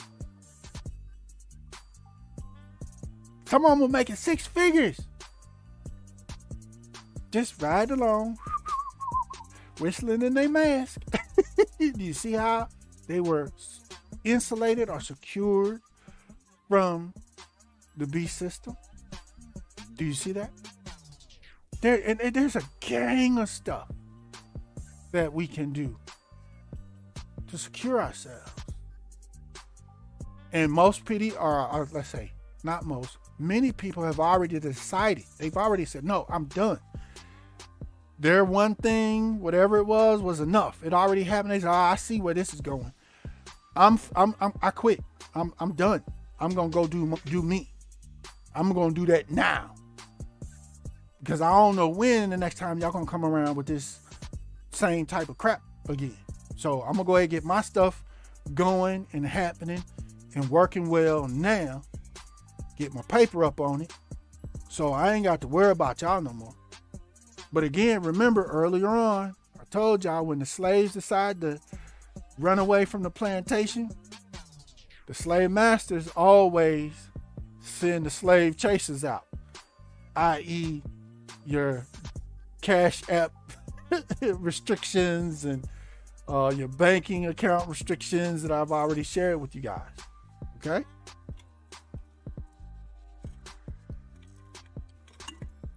So, but even in with that, I've shared with you guys, it's best to try to move back to using cash only and money orders and cashier checks. At least that's a temporary fix.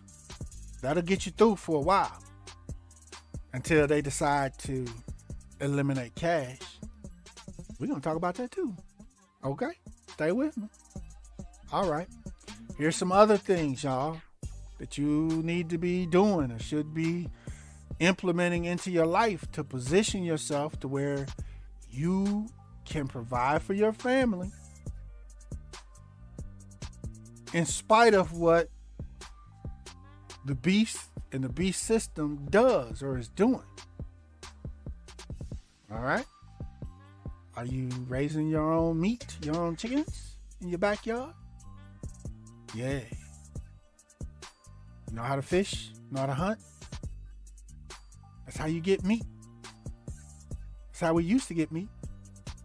Are you growing your own food? Yeah, and trust me, family, I know it's a lot. I know it's a lot. But you add up all the time you spend on TikTok, watching TV and all this other stuff, wasted times that you're doing, most people can carve out, you and your family can make time to do these things and start doing these things on a daily basis, especially with the raising, your own chickens and gardening. And then you can also make time to go relearn or learn how to hunt and how to fish and stuff. So you are capable. You're not totally dependent on the beast and the beast system. Do you get it? Okay.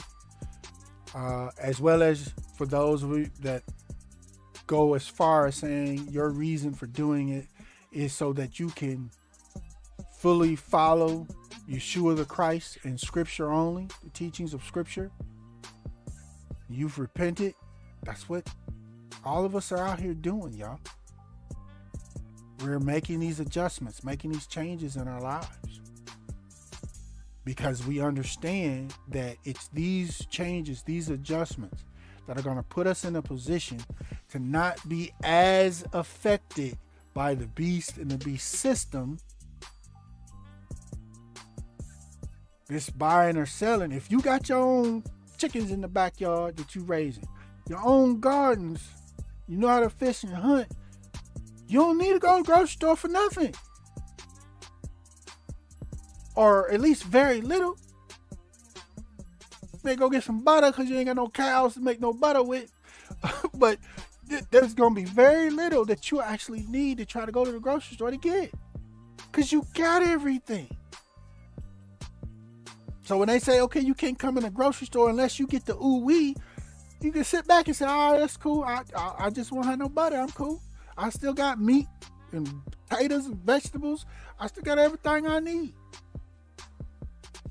You can make that decision when you're doing these types of things. But when you're not making these adjustments in your life that I'm showing you, y'all, operating on cash only, owning your home, paying it off. So that's not in a position where you can lose it because you can't afford to pay anymore. Making these type of adjustments that's on your screen, you're literally putting yourself in a secure position, y'all. And you're making it very easy for Yah to cover you, to protect you from all the pure hell that's coming. Many of y'all say that hell is already here. Okay? So let's move on. Some additional things. Now, you may say, Case Move, okay, I got significant money saved up in my bank and my investments or whatnot. Just taking all my money out and holding it myself, that just don't seem like a wise option. Well, okay, fine. There's got to be something else. You say, there's got to be something else I can do. Okay, there is. You look at what the wealthy are doing. They're literally doing this stuff right now. What's going on with the real estate market right now, family, in the U.S. in a major way? Large investment companies and brokers, they're taking money out of the stock market and doing what with it? They're buying housing communities. They're buying real estate. Because they understand that no matter what happens to the cash, to the digital money, if their money, if they own properties, plural, and that's where their money is, because they own those properties, whenever all the hell shakes out and settles, they still own those properties. Their money is safe because it's in a physical investment. It's in a hard investment. So when things settle back down, all they got to do is what? Sell those properties back, and now they get their actual money back. They make it liquid. They take it from hard to liquid. Right? Same thing with land. Same thing. No different. Now you'll hear a lot of people talking about, well, before I go to that one, here's one that people don't think of all the time. Supplies. Food supplies. Say alcohol, cigarettes, medications. There's a long list of stuff that people are going to need regardless of what they're doing with the money. Okay? Regardless of what they're doing with the money. So if you got some money, you may not have, as much money as this person over here, but say you got a little bit of money. You're like, you know what? I don't want to keep all this money just cash with me. Okay. What hard assets can I invest in that are going to hold their value, if not increase in value as things get worse? That when I need to, I can just easily sell, or especially when things get bad, I can sell those things and get my money right back out of. Or get whatever I need by bartering. If I got a whole case, whatever they used to call them, a case, not a case of cigarette, but a whole pack, the long things they used to sell me. If I got one of those to a smoker, that's gold. So now either that smoker's got to pay me money in whatever form I want to receive it, or have something to barter with me and trade that I need. If I need gas for my car, okay, bruh, you got to give me 5-10 gallons of gas, and I give you this pack of cigarettes, this whole, thing. Okay, boom, there you go. That's bartering. You'll be able to do that if you have You know, that's another reason why stocking up on supplies now, as things get worse, it puts you in a position, it puts you in a really secure position where you have these options. Okay? And lastly, you hear a lot of people telling you with how the money things are going on, put your money in Bitcoin, put your money in gold and silver. I'm not a proponent here at One Brothas Mind at Bitcoin. Yes, there's a lot of people that made a lot of money, and I wish I'd have jumped in early like everybody else. But that's just one part of me that wishes that. The other part of me understands, or at least let's say this, I believe that the Bitcoin system, as I told my friends and people when it first jumped off, I'm like, man, they ain't gonna let people just sit around and make free money without it being regulated and controlled. They're not gonna just let that happen for no significant period of time. They gonna capture that, which they've already done. Now you gotta pay taxes on it and all that. They are watching everything. They are monitoring. They know how much you got, when you get it, and what you did with it. It's no different than a bank account now or any other investment account that's under their control. And you saw the control. Many of y'all remember the whole GameStop situation that went down where regular people, everyday people online said, you know what? They're trying to crash the company GameStop. And they got their stock price there. It's already done tanked out. It's like below, I think it was below $1 per stock. And so a bunch of people online said, tomorrow, everybody buy GameStop. Everybody. We're going to drive. If enough of us do it, we'll drive the price up. We'll all make money. And they did it.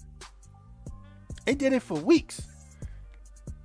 And there's some people that made millions off of that. People made hundreds of thousands off of that. But at a certain point, I'm not going to go into the further details. There's more, but at a certain point, it actually was costing the wealthy investors, a lot of them, they were losing money as the stock price for GameStop was going up. They were losing money. All right, they're not going to let that go on long, so they did what they do. They contacted all the people that were selling GameStop stocks and said, stop selling this right now or we're going to take you out. And every place that you could buy or trade or sell GameStop, they all shut down. Just because the wealthy said so, the authorities. Once again, control. Same thing I showed you in the beginning. And when it happened, I said, ha! I told all my friends and people, I was like, there it is. That's what I said was always there. They've always had the ability to do this ever since it first started. They just was waiting for an excuse to jump on y'all. And now it's there. Now they, it is what it is. So I'm not a proponent of Bitcoin type stuff, but hey, if you want to do that, hey, that's your decision. But let me focus on now the silver and the gold issue. Because you get a bunch of people talking about you better buy silver and gold, to diverse your money. And instead of buying supplies, land, or real estate, buy silver and gold because it always holds its value. Got something for you on that. Let me see if I can get it together here. Hold on. I got one thing for you on the silver and gold tip that I want to share with you here in just a moment. There we go. All right. Think about it. If you buy a bunch of gold and to have it back up, I got gold coins, I got silver, I got whatever, that money is safe. It's gonna hold its value. Okay, got something for you. You ready? All right, I'm gonna share a quick video with you and then we'll come back and chop it up after this video here. Here we go. 80 years ago today, the day the federal government took all our gold. It changed the precious metal as we know it. So let's start with a little history lesson. April 5th, 1933, FDR confiscated every gold coin, bullion, and certificate. People had to basically turn in their gold to the federal government. If not, they face up to 10 years in prison or a $10,000 fine. What? That's almost $179,000 in today's money. Now, you were able to keep a small amount or rare coins, but those who did give up their gold got about $20 an ounce. So why did the government do this? Well, to prevent hoarding, devaluing the dollar during the Great Depression. And then the Federal Reserve set the gold price at $35, pegging the dollar to the commodity. But this could never happen again, right? Well, tell that to Texas. The state is contemplating a bill to create the Texas Bullion Depository to protect its own gold. The state would abandon its storage in New York and move their gold stateside. And if the government comes for it, Texas is prepared to fight with the 10th Amendment, arguing that states' rights trump any confiscation order by the federal government. I invest in Invesco QQQ. There you have it, family. So that's for all y'all talking about, oh, just buy some gold. Just, put your money in gold. That's the safest investment. What you got to say now? They did it, or as the cartoon once said, they did it before, and they can do it again. They can wake up tomorrow and do that again. And when they do it, what you gonna do about it? Nothing. Because when they make up stuff out of thin air to do for whatever jacked up reason, lie they came up with, they're doing it, and then they're gonna enforce it behind the barrel of a gun pointed at your face. Behind the threat of throwing you in jail. Okay? So, hey, I'm not telling you, you have to make your own decision up. I'm not telling you to buy gold or silver or to buy gold or silver. I'm saying make your own mind up, but be informed about what you're doing. Don't put all your chickens in one basket. Look at the screen. These are several baskets, and there's others. You can literally buy a bunch of cognac or whatever right now, whatever the hot alcohol is right now, and fill your whatever space up you got with that. And when things go bad, guess what? Who the man? Who most people gonna be coming to? Trying to find something to drink. You see that? Your money still is going to hold its value, and probably if it's like something like alcohol or cigarettes or food or something like that, it probably will actually increase in value when things get bad or worse than they are. Okay? All right. Now, those y'all got to this point, I appreciate y'all. Y'all understand, what I'm trying to do here, the work we're putting in here at One Brothas Mind. And again, hit the like button, man. Stop tripping. Hit the like button. Share this with your peoples. A lot of us family, we need this information. We need to get going on this because a lot of us still haven't started preparing ourselves, making adjustments. I mean, these are life-changing decisions and activities, family. These are things that are going to change your life. So it's not something that you can just snap your finger and just do tomorrow. If you starting to grow your own food, you literally have to learn how to do that. It may take you 2 or 3 planting seasons to learn how to grow the food that you want to grow successfully. You can't just snap your finger and watch a couple YouTube videos and boom, there it is. But Don't miss out. Katie Smooth got a video for you. I literally got a whole series at One Brothas Mind on YouTube. Go to the playlist. It's called the Secure Mobile Raised Bed Gardening System. Okay? I'm not telling you what to grow. I'm telling you and showing you a way that you can grow it and it actually be secure. Don't make the mistake of just going out in your backyard planting some seeds in your backyard or in a raised bed in your backyard. That's a trap. And I go into that in that Secure Mobile Raised Bed Gardening series videos on One Brothas Mind, okay? But yeah, you got to be making these adjustments, family. Get your money out of their banks. Because if you got it, they can't take it, nor can they freeze it. And if you don't want to keep your cash with you in a significant way, in a significant amount, okay, well, here's some other options for you that you can invest your cash into hard assets.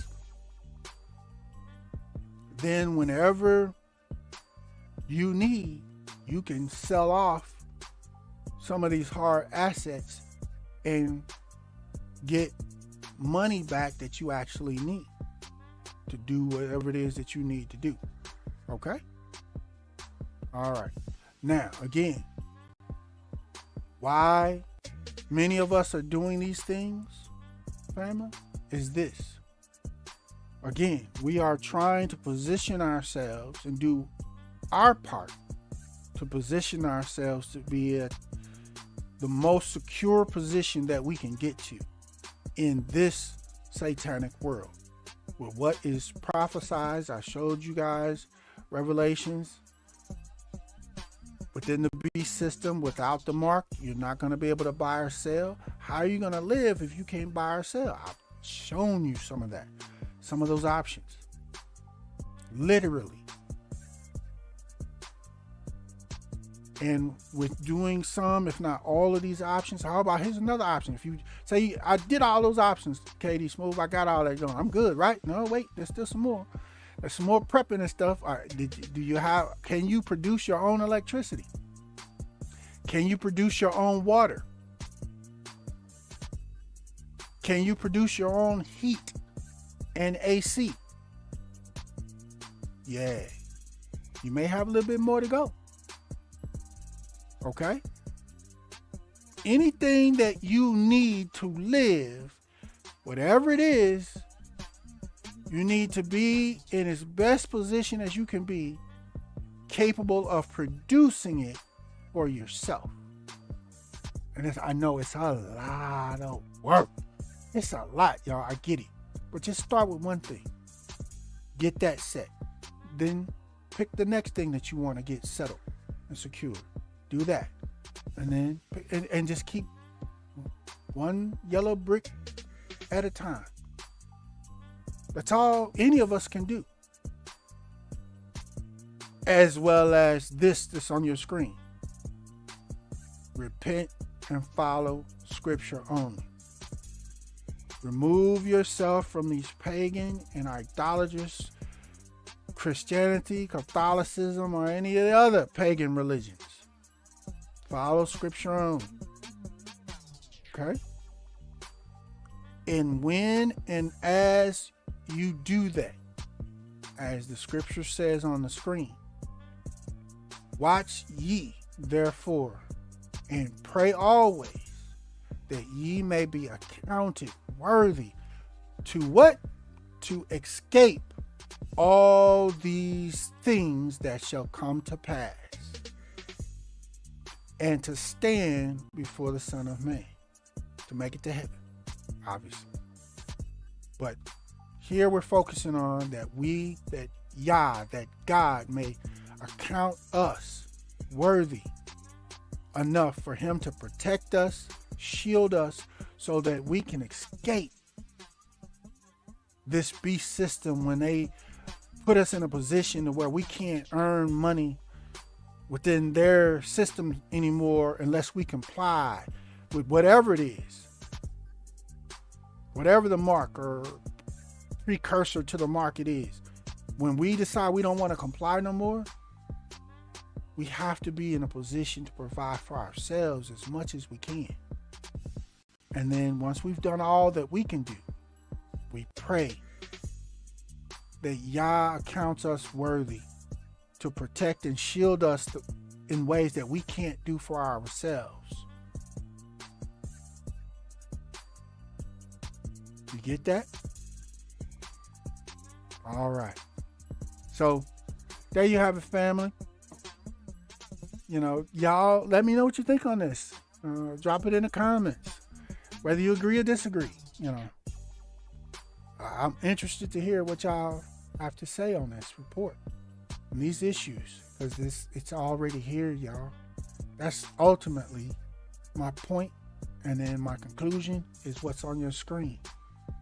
We have to do our part, do everything that we can do, and once we've done that, leave the rest up to Yah. Okay? And this concludes this broadcast for One Brothas Mind. We thank you for joining us. And as a part of the new Black media, B1 choices are mandatory and being on code is required. But never fear, Yeshua the Christ is with you always. Shalom.